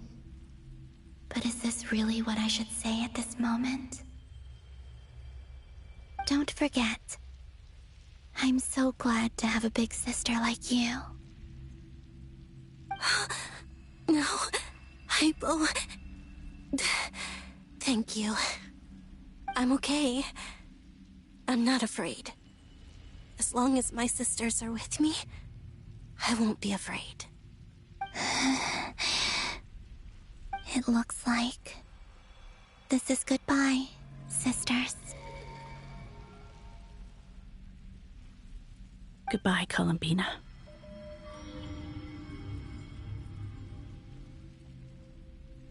Take care. care of this world in our stead.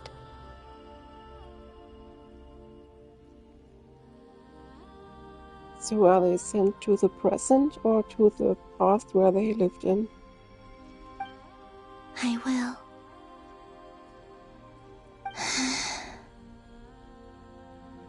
And now, it's time for me to bid farewell to my body too.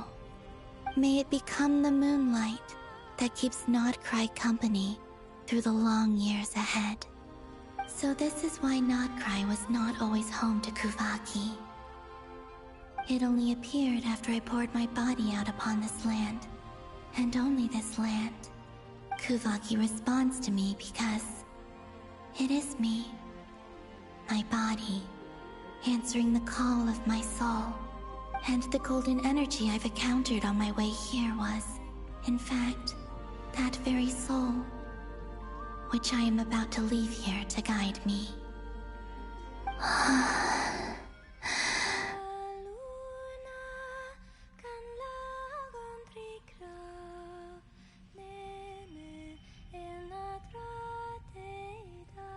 O power Triloon, eternal moonlight. I, Columbina Hyposelenia, lay aside my body. Let it be cast into the dark night to illuminate the future. May it be a companion to all who dwell beneath the moon.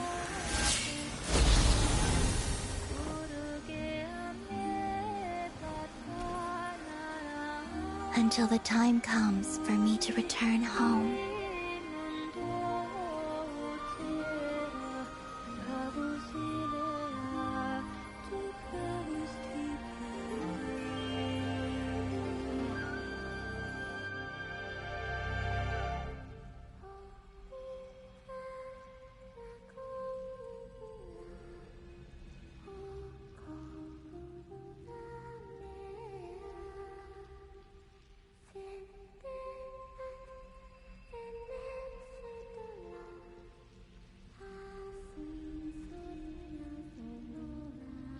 Oh, Dove, your little child of the moon.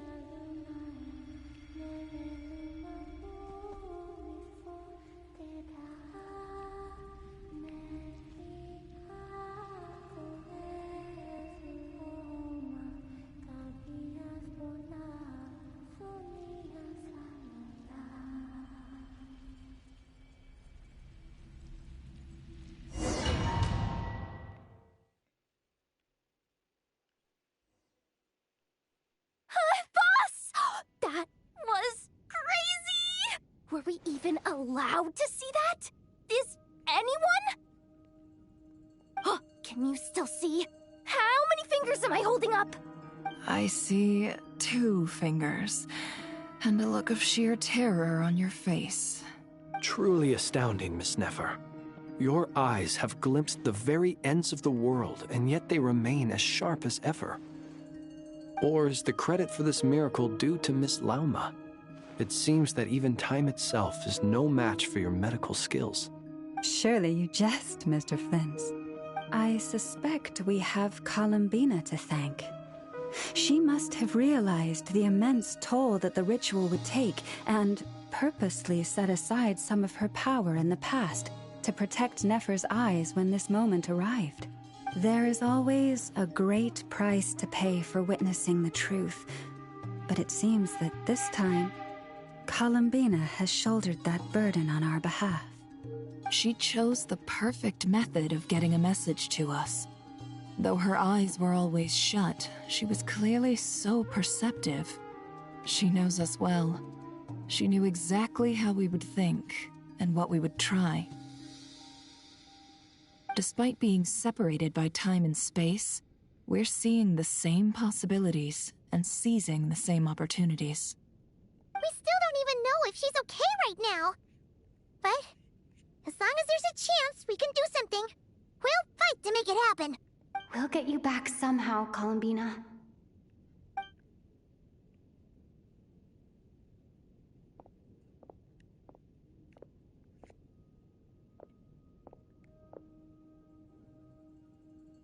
Well, Well, based on the information we now have, let's figure out our next moves. Thanks to these gentlemen, we have a much clearer picture of the situation with Dottore. The civilian population has been moved to safety, so we no longer need to hold back. Miss Androne, how are the calculations going? So far, so good. I'll keep seeing how far I can push the system, though. Can't have Hatman being powered down for nothing. Man. So far, so good. I'll keep seeing how far I can push the system, though. Can't have Hatman being powered. There's still a long road ahead. Where should we begin?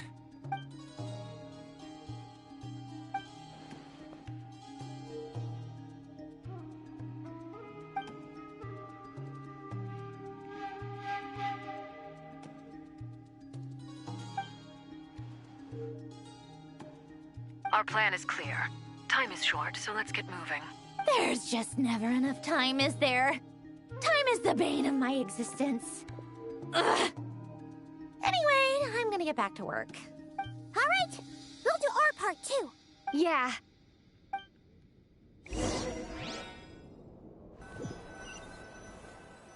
That might be a good Albedo's point theory for says that elemental energy can dilute the light realm's power. But I'm no expert in building elemental defenses. Sounds like something out of the advanced elemental theory section of the library. Whew. You seem quite troubled. Well, yeah. I mean, who doesn't get a little flustered when they're completely out of their depth? You were the very picture of confidence back when you approached the Hexen Circle. Yeah, I'm taking a break now. Ending the stream.